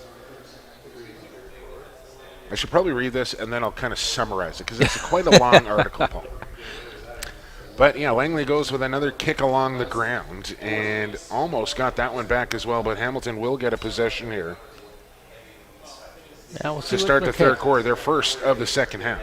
And see where Marquette comes in. He had a little row at the end of the first half. He got into that fracas and took a sportsmanlike penalty as well as a face mask penalty. Marquette out of the shotgun, excuse me, Paul. Here's a pass. It's complete. And close to a 10-yard gain there. And a little pitch and catch with Angus Button. Yeah, and I think that's what they probably do best. That's the type of patterns I think they have success with, especially since their number one receiver, Keyshawn Jordan, isn't in the game today. But that's the first down. That's a 10-yard pass, and that keeps the ball in your possession and eating up some of the yardage. So the Hilltops name goes all the way back to the 1920s, Paul Short. Yeah, I can see that. Yeah, football's been played a long time on the prairies. Marquette to throw. Another completion. Ball comes free. Is that a live ball? I think the officials are going to say it is. No signal on an incompletion, and now who's got the ball? I think the Hurricanes got back on top of it. Yeah, the pass was to number 9, Ethan Belbeck, and I think he was the one that got back on the football. You can see in the replay, it was just a similar pass to the other as what he threw before, just a quick little out. So no, he didn't have it. So. Apparently there is one hill in Saskatoon, Paul. It's Caswell Hill. And that's who made, back in 1920, Cairns Field their playground. And that's where they played, and that's, I guess, Caswell Hill. That's their field. Hilltops. Yeah. There you go. That makes sense. That's the magic of Twitter right there, Paul Shore. True. You ask, you shall receive. I appreciate you doing that, Abby, and hope you're enjoying the game from wherever you may be watching. Here's a little draw play up the middle. Stanley busts one free. He's got 15, make it 20 yards down to the Rams 40. And another good run there from Stanley. Just an off tackle. Guys make the blocks and just get me in the next level and let my legs and my eyes do the running. No, this is not a bad impressive drive here the Canes have got going, because it's something they've got to try to find some points to start this half, because you're down, like you say, 3 scores, so it's do something this drive, and that makes you feel a little bit better. And I'm kind of looking. It looks like the rain is almost completely stopped now. Maybe a few sprinkles out there on the track I can kind of see, but nowhere near raining as heavy as it was to start this football game. It's a 1st and 10 here from the 41-yard line for the Canes as Marquette in the shotgun. 5 receivers in there. He'll throw deep over the middle and just out of the reach of Button. And you got to think, if you're the Langley Rams right now,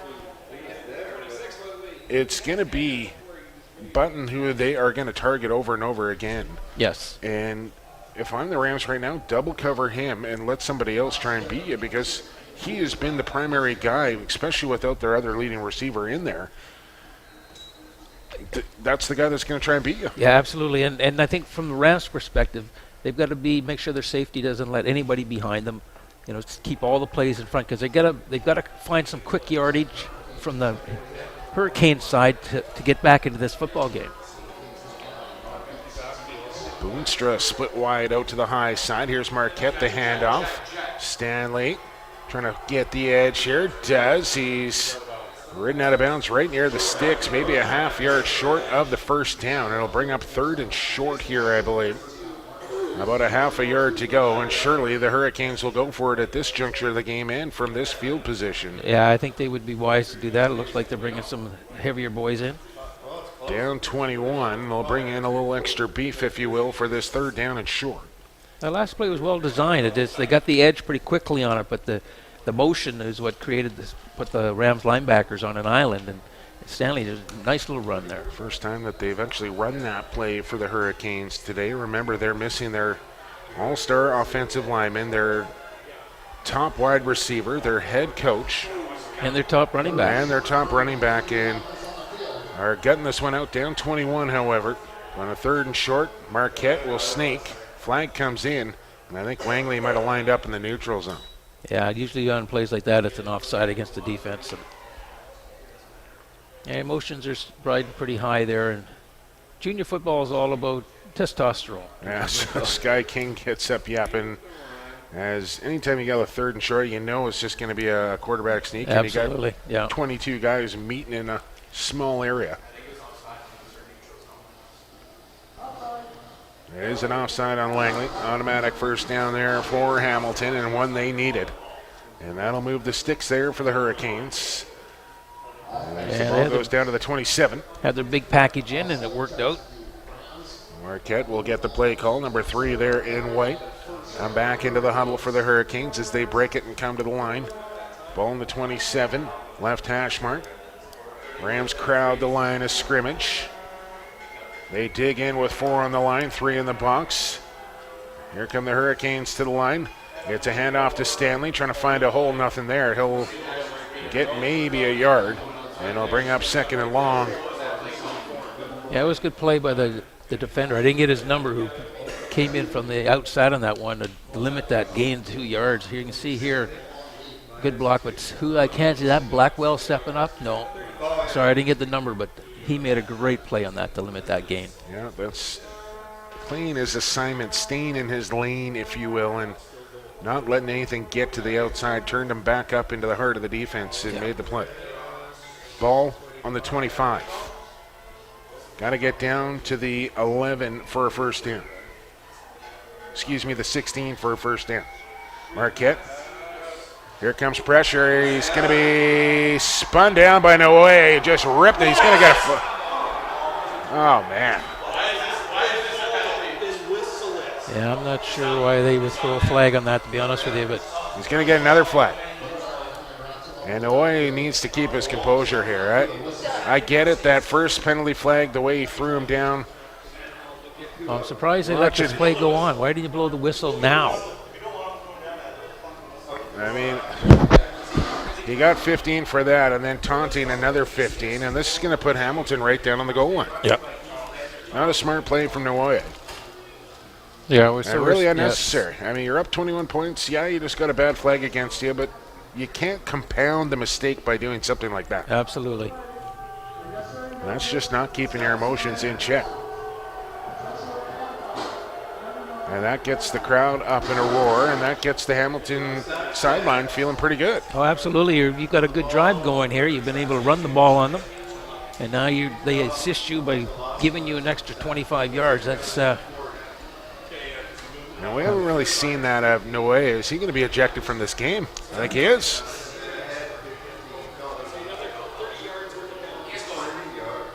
So if he's being ejected from the game, that should be another 25 yards added onto that.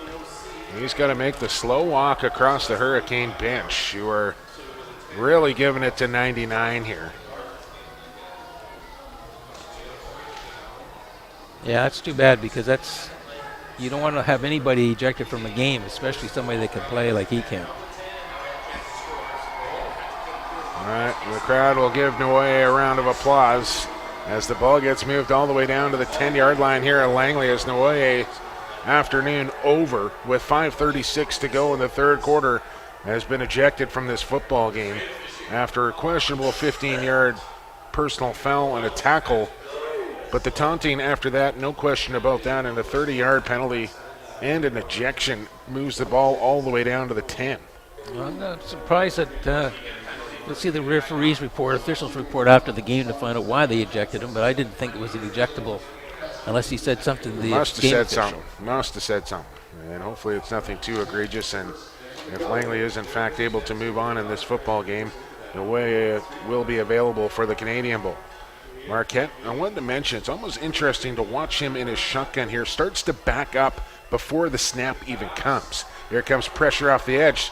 Marquette throws it up for grabs. It's caught and into the end zone. Lost the football, and out of the back of the end zone it goes. And I think they're going to mark him down at the 1 yard line here.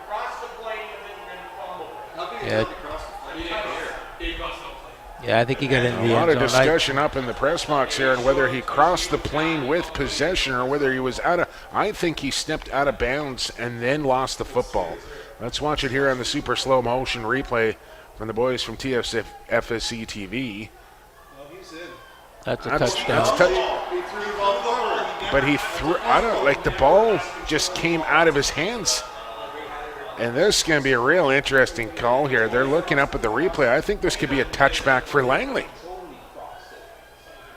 This could easily be a touchback for Langley if he just lost control of that ball crossing the goal line. Where are they going to spot this ball? Well, it looks like they're putting it on the 5 yard line for a convert.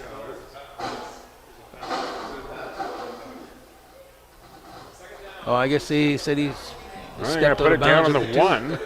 And I think it's going to be second down. Did he step out of bounds here?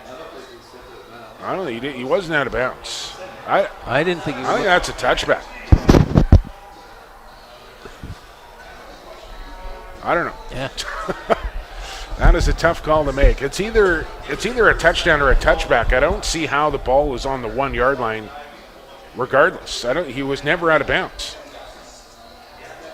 So it's either a touchdown or a touchback. I'm confused on that one for sure because I like you, I thought he crossed the plane and I didn't see his foot go to bounds. Well, second and goal here from the 1 yard line. Marquette under center. He's going to hand off to Stanley, and he's into the end zone for a Hurricanes touchdown.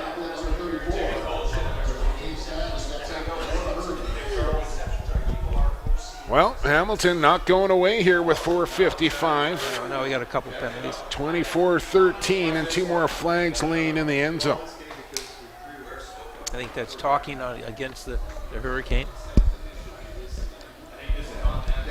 Well, you mentioned testosterone and junior football go together like peanut butter and jelly here, Paul, and it's hard thing to control as a coaching staff to keep your players in check in a game of this magnitude, but really that's what it's gonna come down to. So who can control their emotions here in the final 20 minutes of this game?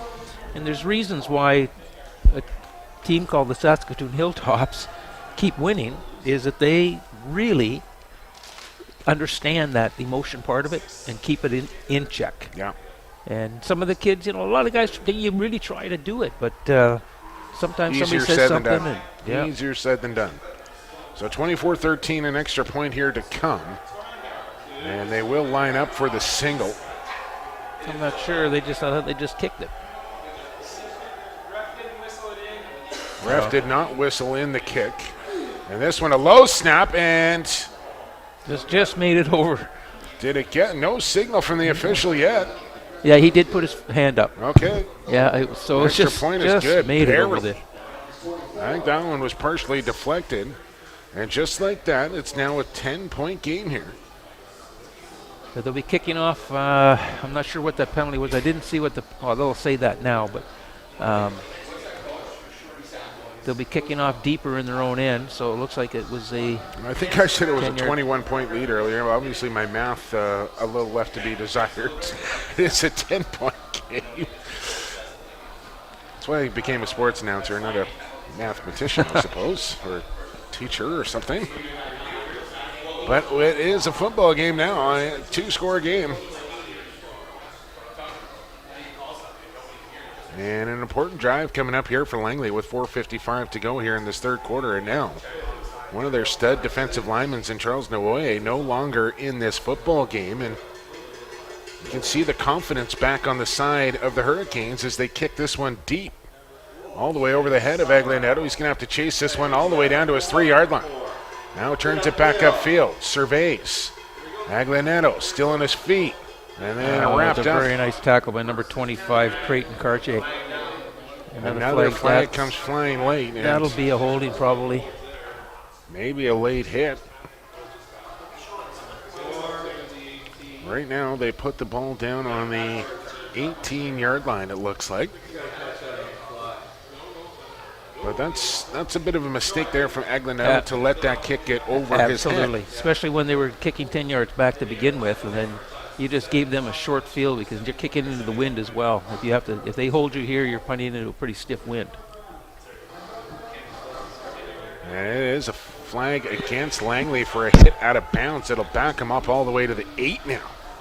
A long field here for Langley, and Big Mo has switched to the side of the Hurricanes now with coming off that touchdown. Now big penalty here against Langley and a long field to go. Late stages here of this third quarter. Duncan Little still in there, quarterback. 2 in the backfield. 3 to this wide side. Little with a long count. Now hand off Stebbings. He'll come up the middle. Good surge there by that offensive line for Langley. And close to a 9-yard gain there to the 18. And it'll be 2nd and 1 here, I believe, for Langley. Yeah, no, that was a good play. It's nice conservative play. Just get upfield and make sure you keep everything in front of you and don't fumble. But so they haven't really been able to get it going with Joe Carter along the ground. They've switched to, a powerful back to a bit of a scat back in Stebbings as a quarterback keep here on 2nd and short, and Little's got it easily as he gets across the 20 to about the 23-yard line.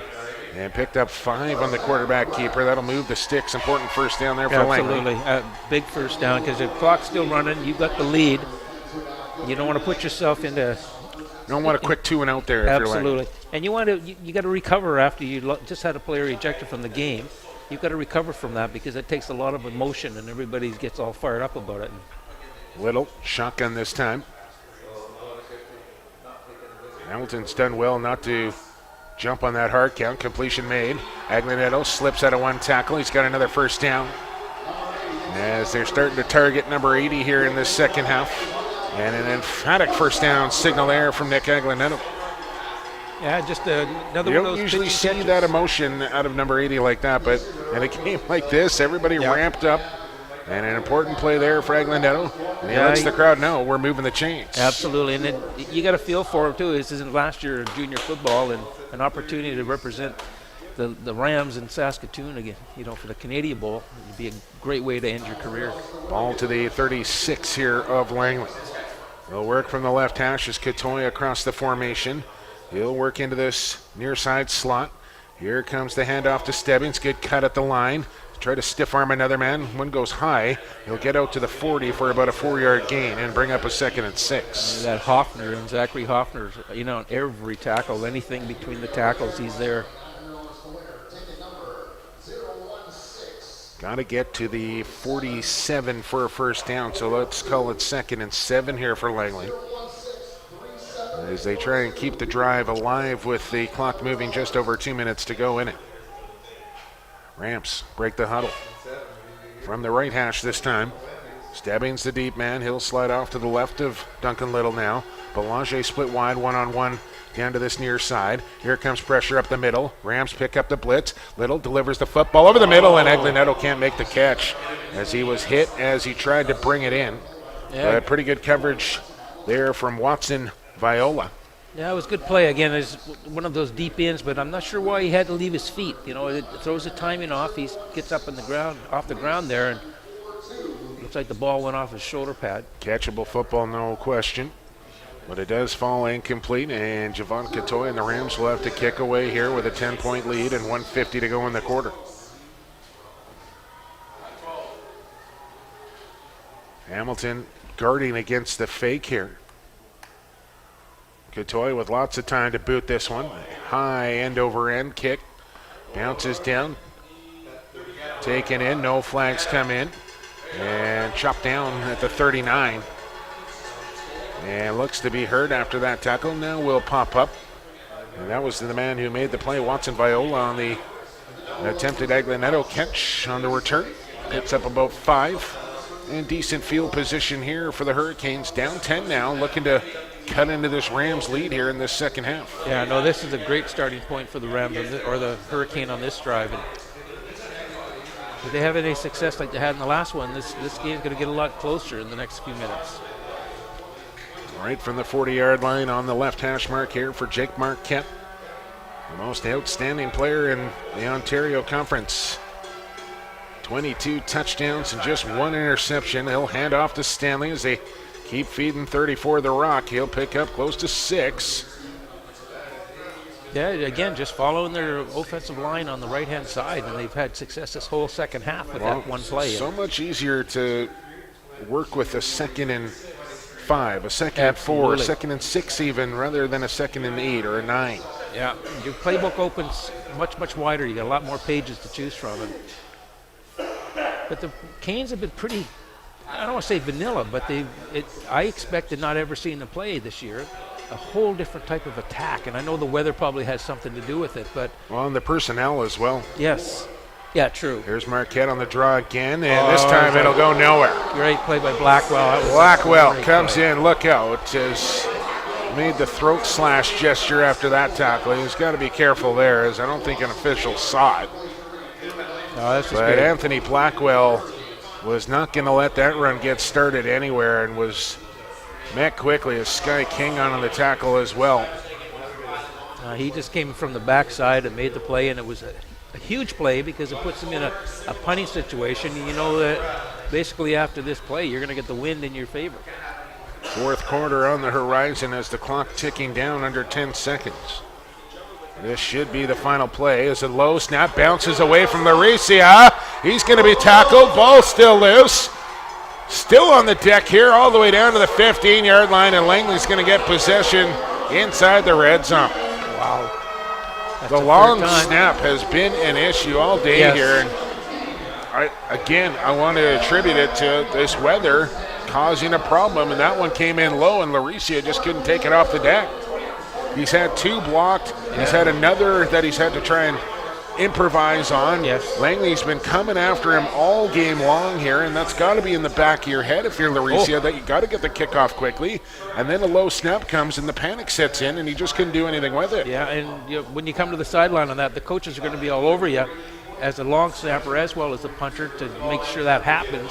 So you've got that in the back of your mind is, we got to make it work, and then the next thing you know, you have a disaster like that. And I mean, that has been a huge factor in this game. The punt team for Hamilton has just not got the job done. You think about it, 2 blocks, that one where he improvised a forward pass that he ended up getting away with. But, I mean, there's been 3, 4, 5 punt attempts that have gone sideways on Hamilton, but really Langley has not been able to make them pay for it. But now they're in a position really to put a big score on the board here as they have the ball on the 16-yard line and a 1st and 10 as we start 4th quarter action here from Langley. Javon Katoy bobbled a snap. Ball is loose. And are the Hurricanes on top of it? They are. Well, opportunity by the wayside for Langley as Hamilton makes the play. Katoy probably would have been wise just to fall on that football when he didn't make the original catch, but tried to do something with it. And it goes right back to the Hurricanes the next play. yeah, it's one of those things that you got to really make sure that what you're doing is within what you can do. And Katoy he tried to pick it up rather than just drop on it. But that's your natural instinct to just say, get it, pick it up and keep going. And when you're that talented of an athlete, you think you can make something happen, but in that situation, just get down on top of the football and live to play another down. Here's Marquette to throw on 1st down. Guns it. And he's got a completion out across the 40-yard line. That was a very nice catch. That's his man, Angus Button, on the reception to the 42, and a 1st down for the Hurricanes on a good strike thrown there from Jake Marquette. Yeah, you can see it. He throws it behind him, and Button has to sort of come back around to catch the ball behind his back type thing. Just a well-timed throw and catch, and that's a ball that Marquette's really throwing before Button even gets his head turned around to look for the football. 1st and 10, Hurricanes. Empty backfield here for Marquette. 5 receivers in for this play. And he'll play action to Stanley. Batted down by Sky King. Beautiful play. Hands up from 55 and says incomplete. 2nd and 10. He just stayed with it. He didn't leave his feet. When he saw that Marquette had the ball, he didn't leave his feet until the last second just to knock the ball down. They tried to get that Rams defense to bite on the play action handoff to Stanley. And the Rams were not going to bite on that. And Sky King stayed with his assignment and knocked that ball down. Got to get to the 52 for a 1st down here for Hamilton.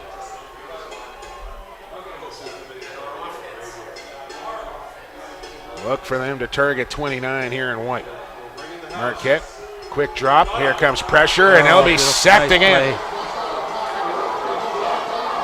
Somebody holding their knee after that sack, the back of it anyway. Kind of looks like a cramping situation. I don't think it's a knee injury. I think it might be a cramp. But Langley again into the Hurricane backfield for another sack. Yeah, that's the sacker is on the ground, so I'm not sure who did get there. It's kind of I think it might be DeJong that is down there, and it's kind of an odd night to be cramping up on a cold November evening here. Usually that sort of thing happens in August early in the season. Yeah.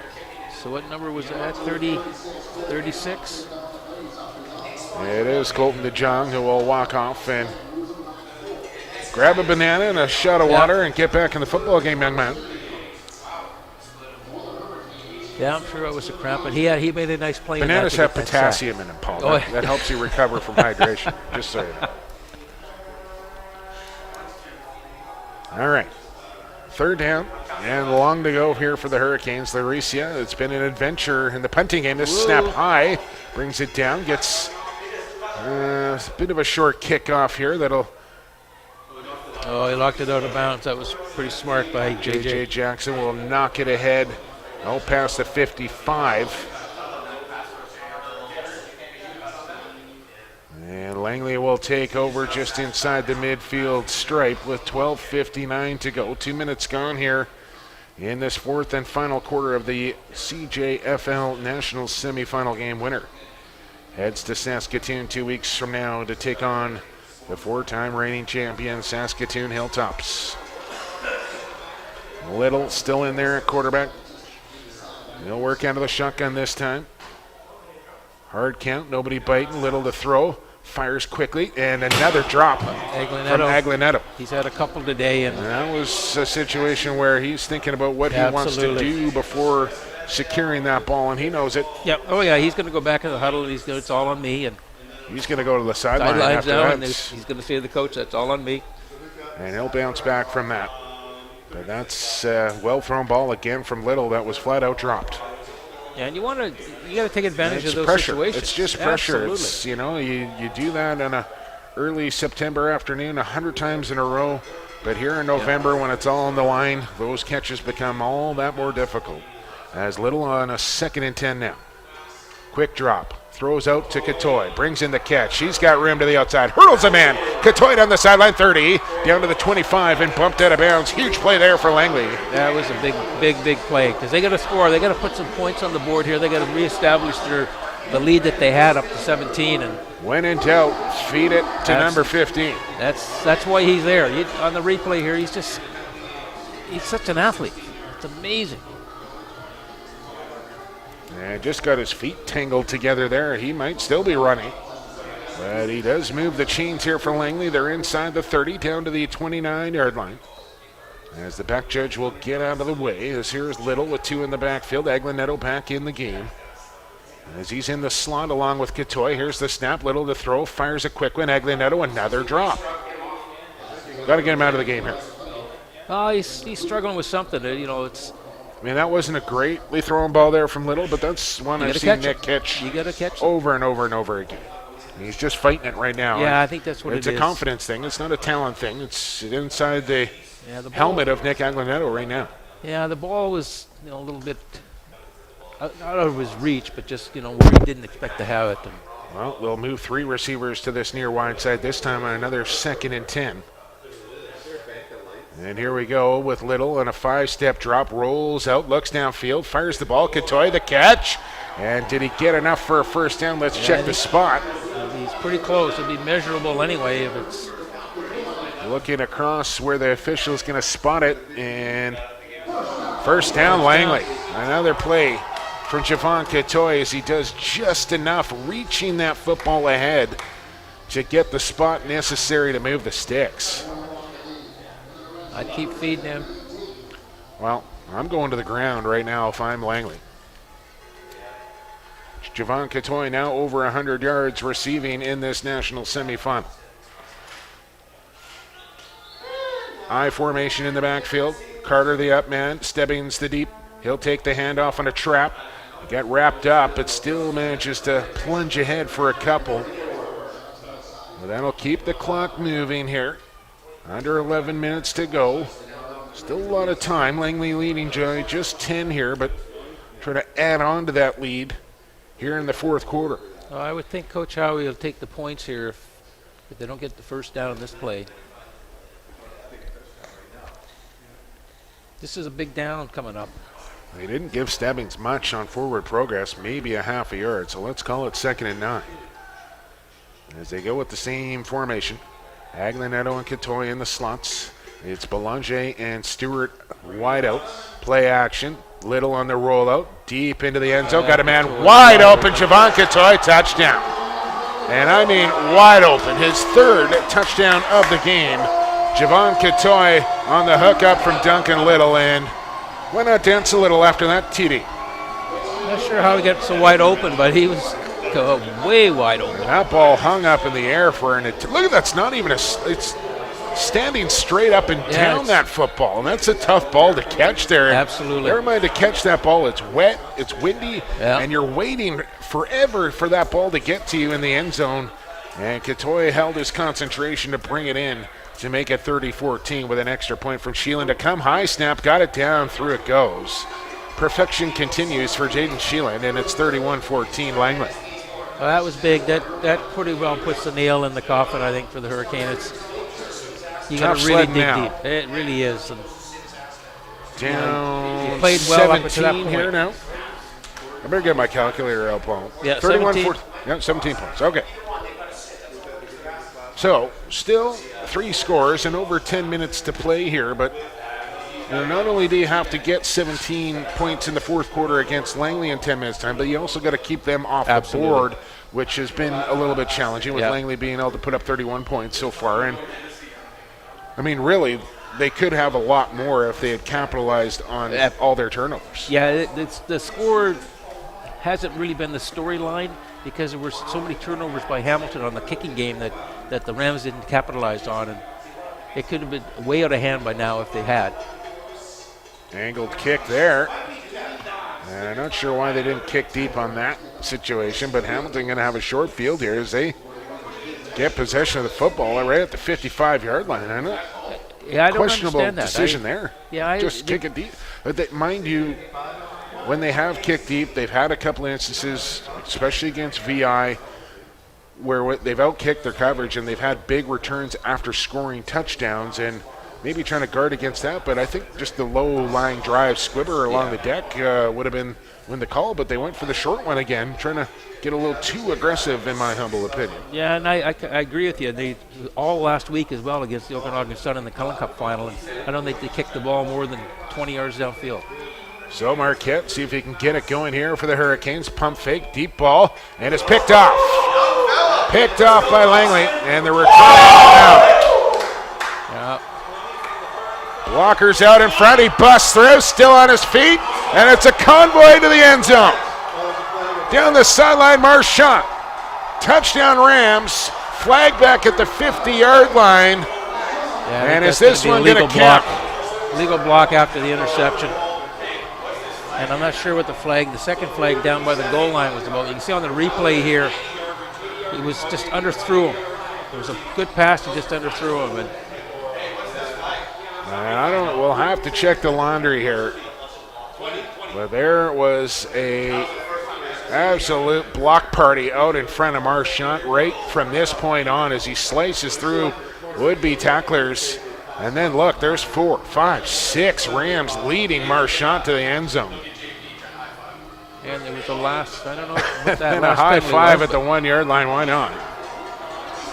Well, let's check the laundry. There's a flag all the way across the field at the Rams bench at the 50-yard line. Yeah, I'm pretty sure that was an illegal block. It might have been a block below the waist, which you can't do on a change of possession. I think it's the interception will count, but the return will not. But Langley will take control of the football. So he gets it to the 50. So it's an unnecessary roughness on the return on the Hurricanes, but an illegal block. Yeah, so that's going to leave the ball at the 50-yard line, I think. Well, it looks like that's where they will spot the ball, and Langley will get it back here as Marquette, just his second interception of the season. That's amazing. It is. It really is. Just incredible. And in a situation like this, down 17 points, you got to start forcing things downfield a little bit. And this is probably not a situation Hamilton has been in all year, being down in the fourth quarter. Absolutely. And that's when things start to happen. I think that plays against the Rams bench. Either against the Rams bench or delay a game.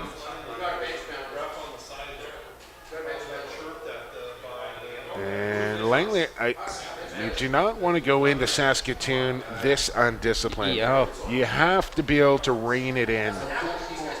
And Howie's around. Yeah, and his coaching staff is going to have a real stern talking to his team if they want a chance against the Hilltops if they cannot take penalties. No, They you will can't. not beat that team if they take these kind of penalties in the Canadian Bowl. They'll have no chance. Here's Little to throw. He's got Carter on and out. Trying to break away from a man, just using his power as he runs it right to the sideline of the Hurricanes for about a 3-yard gain. Just refusing to go down, but limited gain there. It'll bring up 2nd and long. Mitch Weller just pushes them out of bounds, but that was a good play. That was, even though it was only picked up by maybe 4 yards, it was a good play to stretch the defense and keeps the play going. Clock moves on the spot. Ball to the 44. Got to get to the Hamilton 50 for a first down. About 16 yards to go here for Langley as Little takes the shotgun snap. Protection, good. Delivery, good. Completion made, but only for a 6-yard gain. It'll bring up 3rd down, and Langley will have to kick away. If nothing else, Eglionetto gets a little confidence back making that catch. Yep. And this is one of those ones where Katoy's punt here, he's got the wind at his back. He can launch one and just, put Hamilton into a long field. Wind definitely blowing south to north, so from the Langley end zone towards the Hamilton end zone now. And a chance to get into one here for Javon Katoy, who continues this playoff run here for Langley and just keeps putting touchdowns on the board. That's his 7th touchdown of the playoffs now in 3 games here for the Rams. Takes the snap, a wide one, and this one goes sky high, but it's short. And we'll take a friendly Rams bounce right near the sideline, and pretty good coverage downfield as well as he's knocked out of bounds around the 34. Any flags? There is a flag down at the 42-yard line. At the Rams bench.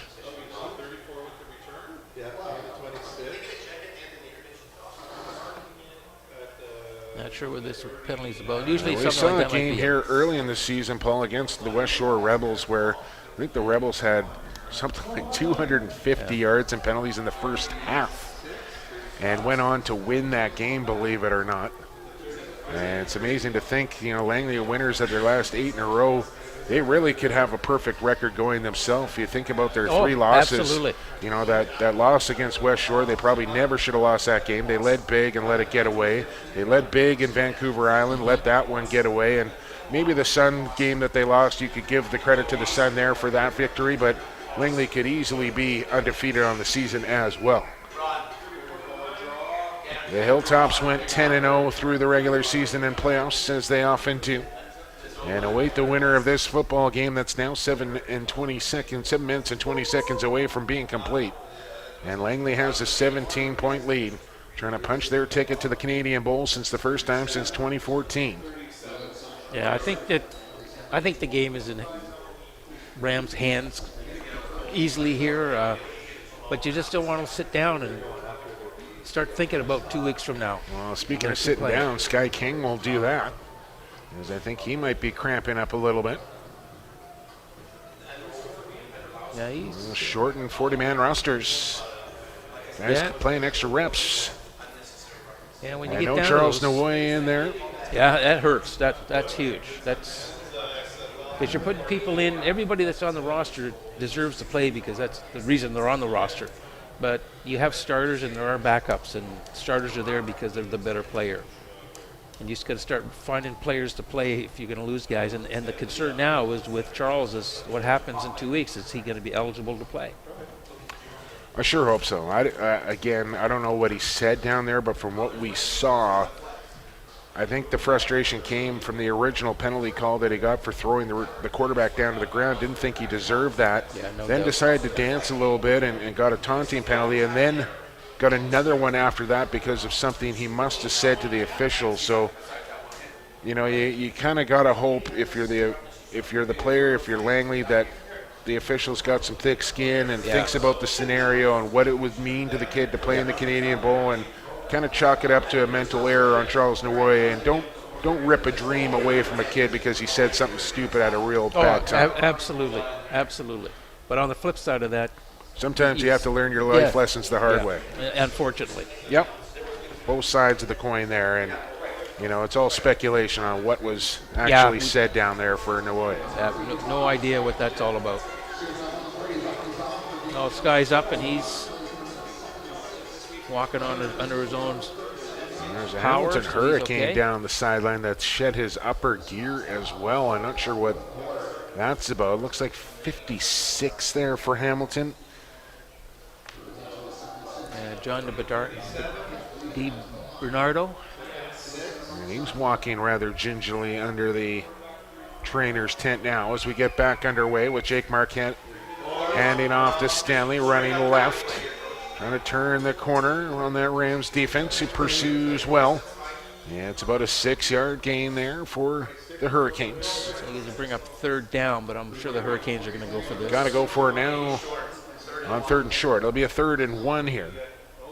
But they are in their own territory, but down 17, and this is the 4th quarter, so no point in taking your offense off the field at this point.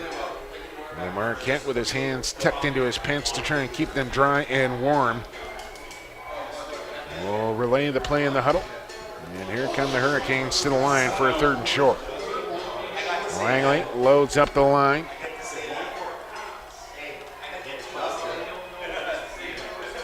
Marquette will be in the shotgun. And he's going to throw for it on 3rd down. Fakes once, now looks to this near side. Rolling. Delivers. It's incomplete. Incomplete. And Langley comes up with a stop on defense.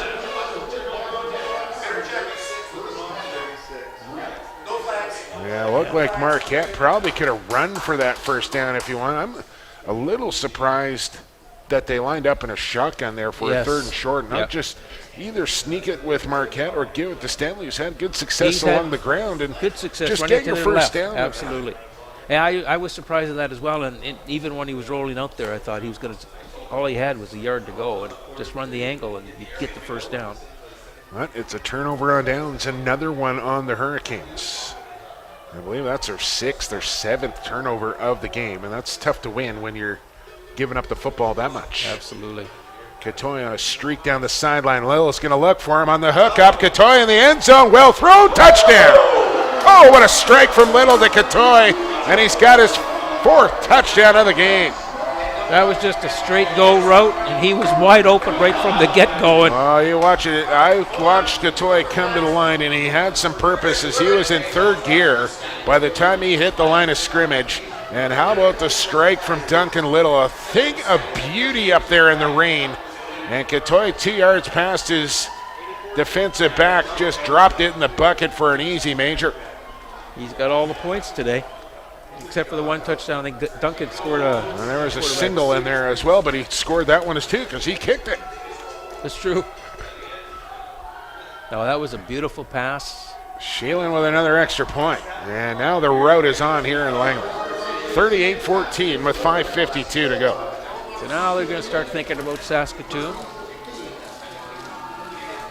You know, and maybe it's an opportunity now as well to get some of the backups in, change quarterbacks if you get the football back. You can just see the body language on the 2 sidelines now. Yes. Everybody walking off the field here for the Hurricanes. Everybody running off the field for the Rams, as they know they are headed to Saskatoon to take on the Hilltops. And what a football game that is going to be, Paul Short. Be a good one. 10-0 Saskatoon, 4-time reigning champs, but Langley playing some fabulous football here over the last 9 games. And when you got a guy like Javon Katoy on your roster, he can win you a football game on his own. And the Hilltops, I'm sure, will game plan for him. But if you take away him and you double him, they have other weapons that can beat you. Absolutely. And Langley almost wants you to do that. If you're willing to take away Katoy and double cover him, that's going to open up other guys. And they have guys to make plays. Deep kick this time is going to go through the back of the end zone for another point. A flag comes in, and I think that's coming from the Hamilton sideline this time. That's a 85-yard kickoff there that bounced through the back of the end zone for a single. That's why I'm surprised they weren't doing that the whole game, especially with the wind. But I guess does that count as a single on a kickoff? Yeah, it does, yes. Okay. Depending on what this penalty is. If it's against the Hurricanes, it'll probably stand. I think it's against the Hurricanes bench. Oh, no. Unnecessary roughness against the Rams. No, I don't think they're going to make point, a but kickoff. I think they're just going to. Well, they're going to give them the point, take the penalty, and set up shop here. Where at the 50? Yeah, so they would have scrimmaged the ball at the 35 on the single point. Right. And Give then them the 15. 15-yard penalty moves it to the 50. Hurricanes football. Well, nobody in the crowd here at McLeod Athletic Park has left, and now the Rams mascot comes out for the first time this afternoon, and why not? A little dancing on the track. Wonder if the Ram mascot's heading to Saskatoon. Yeah, could be, yeah. I'll take the trip and put the helmet on if you want me to dance on the sidelines to get a trip to Saskatoon. Why not?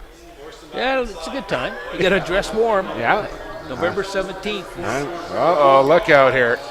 This is not what you want. Oh, here comes the quarterback sprinting in here. I hope he's getting his guys and not going to get involved himself. Jake Marquette. No, Langley's just got to guard against this because, Hamilton's, their season is about to come to a close. Langley's got another game to play here, and they got to keep their composure and just get through this next 5 minutes. Yeah, unfortunately sometimes. And I think sorry, Paul, to cut you off, I think in this situation here, if you're the officials, just start chucking guys from the game. Oh, absolutely. Yeah, just say, go.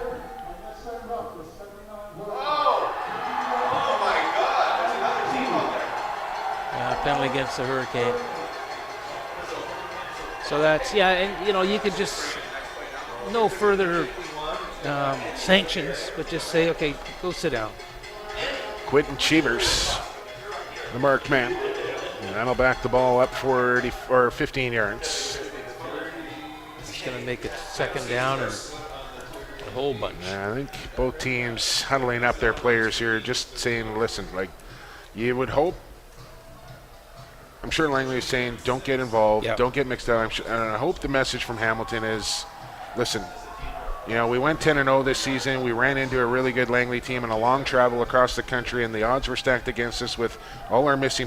Let's lose with some class here, and let's go out like champions that they are, and not get involved in this sort of thing, because this is just, you don't want to see this at junior level, especially on a stage like this. Just have some class.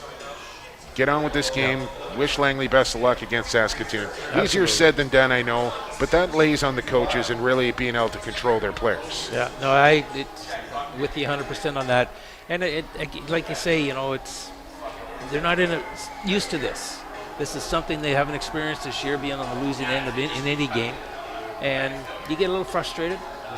And you're in a foreign place. One of the coaches down there for Hamilton right now, giving a good talking to Cheevers, who I think the message is getting through, and he's running hot. He wanted to win this football game. It's not going to happen for him here today, and I've been there on the other side of it. It's a frustrating thing to go through. As Marquette will hand it off here. Langley will stop him up well short of the first down. Yeah, this is clock's running with 5 minutes to go, and just playing it out.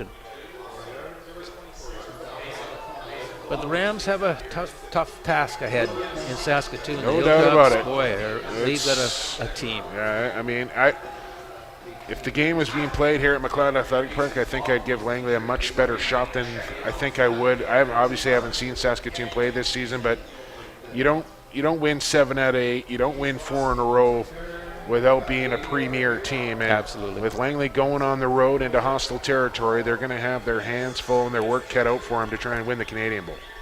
But almost another block. This will be a 15-yarder roughing the kicker here. And it wasn't intentional by any means for Dylan Cusker, who was going for the block.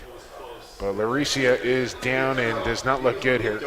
Yeah, he went after the ball, and unfortunately the kicker had punted the football when he made contact with him. So that will be roughing an automatic first down. See if we get another look at it.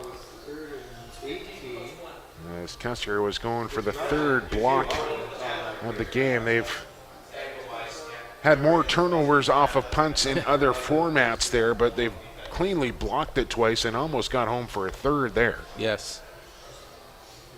I hope he's not hurt too bad. Mauricio will pop back up. But that'll keep this Hurricane offense on the field here. And all this coming with 4:28 to go in the football game.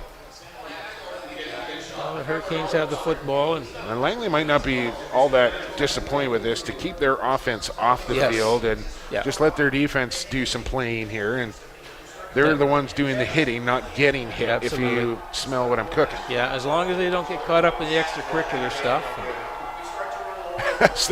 The Ram just went down on the track right in a puddle. It doesn't look any worse for the wear. I'm assuming it's a girl underneath that helmet down there. She's having some fun. Oh, yeah, she's getting the crowd fired up. Doing the worm. Is that the worm? Oh, my goodness. Here's a run on first down. Oh, man. She's going to hurt yourself down there. Yeah, clock's running, coming up in 4 minutes. And yeah, she's having a good time. You're going to pass out under there with all the energy she's spending. Under 4 minutes to go. And I'll bring up second and short here after a good gain of 8. And ball down into Rams territory on the 44-yard line. Marquette starts his receivers in motion. Takes the snap, hand off. Bounce it to the outside, nothing there. Cut it back up and in and get enough just for a first down. Yeah, that was a kind of an interesting play. I thought he did look like a jump cut at the beginning of it, and I thought he had the edge, but then he decided to go back up. I think he was more concerned with just getting the first down yardage more than anything was Boonstruck. Yeah. And mission accomplished there is they'll bring up a 1st and 10. Yeah, now the key to the Rams now is just you got to do some positive things here and stay healthy. Don't get yourself cut down. Keep your hands in front of you and make sure the play's in front of you. 3 minutes to play. Another handoff to Boonstra, and he gets buried by Sky King, who's back in the game. Check it. That's Cam Cross, 35, not 55, making the tackle. Shout out back to Newfoundland. 3-minute warning. I'm sure they love that 4 o'clock start back in Newfoundland. They got to stay up late now when it's a 7 o'clock kickoff here in Langley. That's true. You got to stay up really late, yeah. But they do it.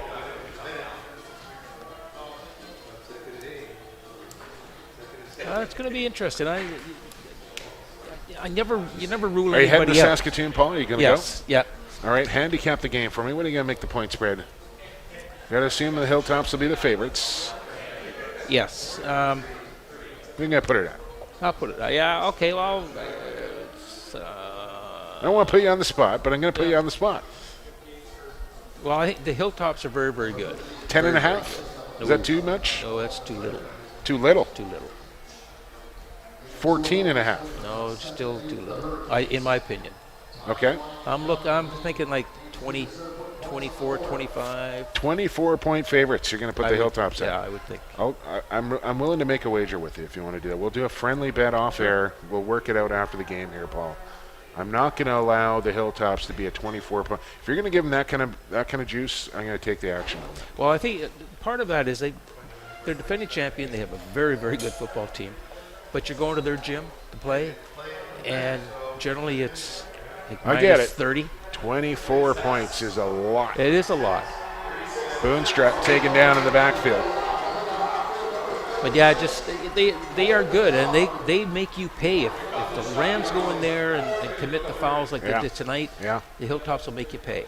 But the biggest hurdle for the Rams is if it's cold, it's very hard to play. And Saskatoon is so accustomed to doing it. They are so accustomed to it. And they always play in November. So they know. Their kids practicing it. They know how to do it. No question about it. I can't wait. November the 17th, Canadian Bowl from Saskatoon. I think my old buddy Dave Thomas is still calling Saskatoon Hilltop games. Oh, is that right, eh? Yeah. He's moved into the lacrosse world, where I came from, is I think he's calling Hilltop games. I should confirm that. It's either that or the Huskies, one of the two. Oh, okay. Yeah, I'm not familiar with the who does the broadcast for those guys. No, but it's a huge hill the Rams have to climb. But how you'll get them ready? But you got 2 weeks to prepare. Yeah, you get 2 weeks of film, and you're going to be studying that film. But it's when you step on And, that and turf. the other thing is, with Saskatoon having the bye this week, they're sitting around for 3 weeks now, Yes. and that can sometimes work against you a little bit, having too much time in between games Yes. and starting to develop a little bit of rust. But Something else that they've been through a number of times and will know how to prepare for as well. But it also allows some of your little injuries to heal as well. So, you Good point. pick of players it's It'll be interesting to see if guys like Max Joseph, with the extra 2 weeks, will be able to get back into the lineup here for Langley. Oh, so if Joseph plays now that you're going to move that. line You're going to move changes that a bit, line down a little bit. Okay. He's a tremendous dynamic. athlete. He is dynamic, no question about it. But the cold. That's gonna if it is cold, that's one thing the players are going to notice right away. It's hard Tristan to breathe. Yansu into the game. He's under center with 2 minutes to play as they get the back up a couple of reps here. He'll hand off Stebbings.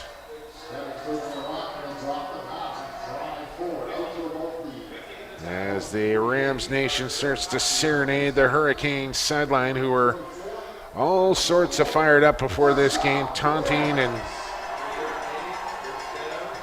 yelling at the Rams crowd here. They've quieted them down significantly here with this 39-14 lead. I'm very impressed with Zachary Hoffner, the linebacker. Oh yeah, he's for had a Hamilton. whale of a game. Tremendous. I can see why he was voted the outstanding defensive player in the OFC. And They got some nice pieces here in Hamilton, no question about it. And you just think, if their head coach was here, if their leading receiver, their leading run, you think if they took away Javon Katoy out of this game for Yes. Langley, he's got 4 touchdowns in this game, and it completely changes the makeup of your roster. And I'm sure it's no different. You take away the absolutely. primary guy for Jake Marquette that's been throwing the ball to all season long, and suddenly he's not there. It throws off your timing, your rhythm, your chemistry, all of it. And you can't develop that in a week with somebody else. Absolutely. And Button is the second leading receiver in the Ontario Conference.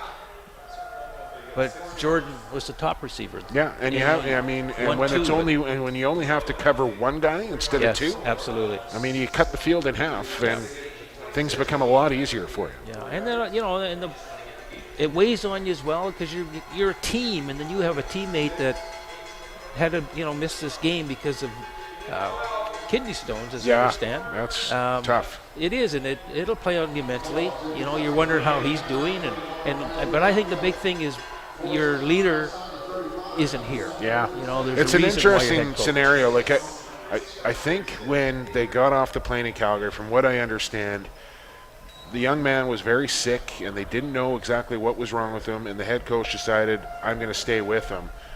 Why an assistant coach or a parent or some other personnel wasn't the person to stay. I admire the head coach for staying with it. Like, I think that's very admirable, but on the other hand, you're kind of leaving your team hanging going into a championship game, and you kind of wonder why it wasn't somebody else to stay with them and bring the head coach here instead. But that's a decision. I don't know why it was made, but it's one that was, and they got to live with it now. Yeah, I was a little surprised at that too, but I used to head coach in Victoria, the Rebels, before they were the Rebels, and I know how you feel about get your tired, players. yeah. You know, They really become your family. Absolutely, and Victory formation here for Langley. But I really hope that Colin O'Connor, everything's working out for him. And give Hamilton some credit for the season that they had, and then to come across the country and face all the adversity that they did. Absolutely. Nothing to hang your heads about here in Langley tonight, but it will be the Langley Rams and the Saskatoon Hilltops to play for the Canadian Bowl on November the 17th. As Howie Zaran gets the Gatorade bath on the Rams sideline. With one more snap to come here, Langley will line up in victory formation one more time. Your final score here tonight will be 39-14 Rams, as the Cullen Cup champs will represent BC in the Canadian Bowl in Saskatoon. Congratulations to the Rams and to the Hurricane. It's a good game. There was, both teams sort of battled each other out, but at the end of the day, it was the home team wins. The home team normally does win these games. Langley will celebrate, and rightly so. Congratulations to Hamilton. Congratulations to Dana Matheson and the Langley Rams, who will head to Saskatoon to take on the 4-time champs, the Hilltops. in the Canadian Bowl. It's going to be a dandy. It'll be a good game, and the Rams will be prepared, but like I was saying earlier, it's a tough place to play. And the Hilltops, you know they're going to be prepared to play. Can't wait for it. Paul, thanks for doing this. It's been a pleasure to meet you. A pleasure to call the game. It's been a heck of a time. Enjoy. Bring a coat. Wear it too. Oh, yeah, absolutely. In Saskatoon. I got to go. I got to buy new long underwear, that's for sure. Don't forget to follow BCFC_media at CJFL for all your junior football needs via social media. Find out where you can watch the game, all that sort of stuff, stats and live tweets. All coming your way over the next couple of weeks. Thanks again, Paul, and we'll bid you adieu. Once again, your final score. Langley Rams 39, the Hamilton Hurricanes 14. It's Saskatoon and Langley in the Canadian Bowl on November the 17th. For our entire production crew here at TFSC TV, for Paul Short, I've been Jake Elliott, and for the Gridiron and the Pigskin. Enjoy the Canadian Bowl, everybody.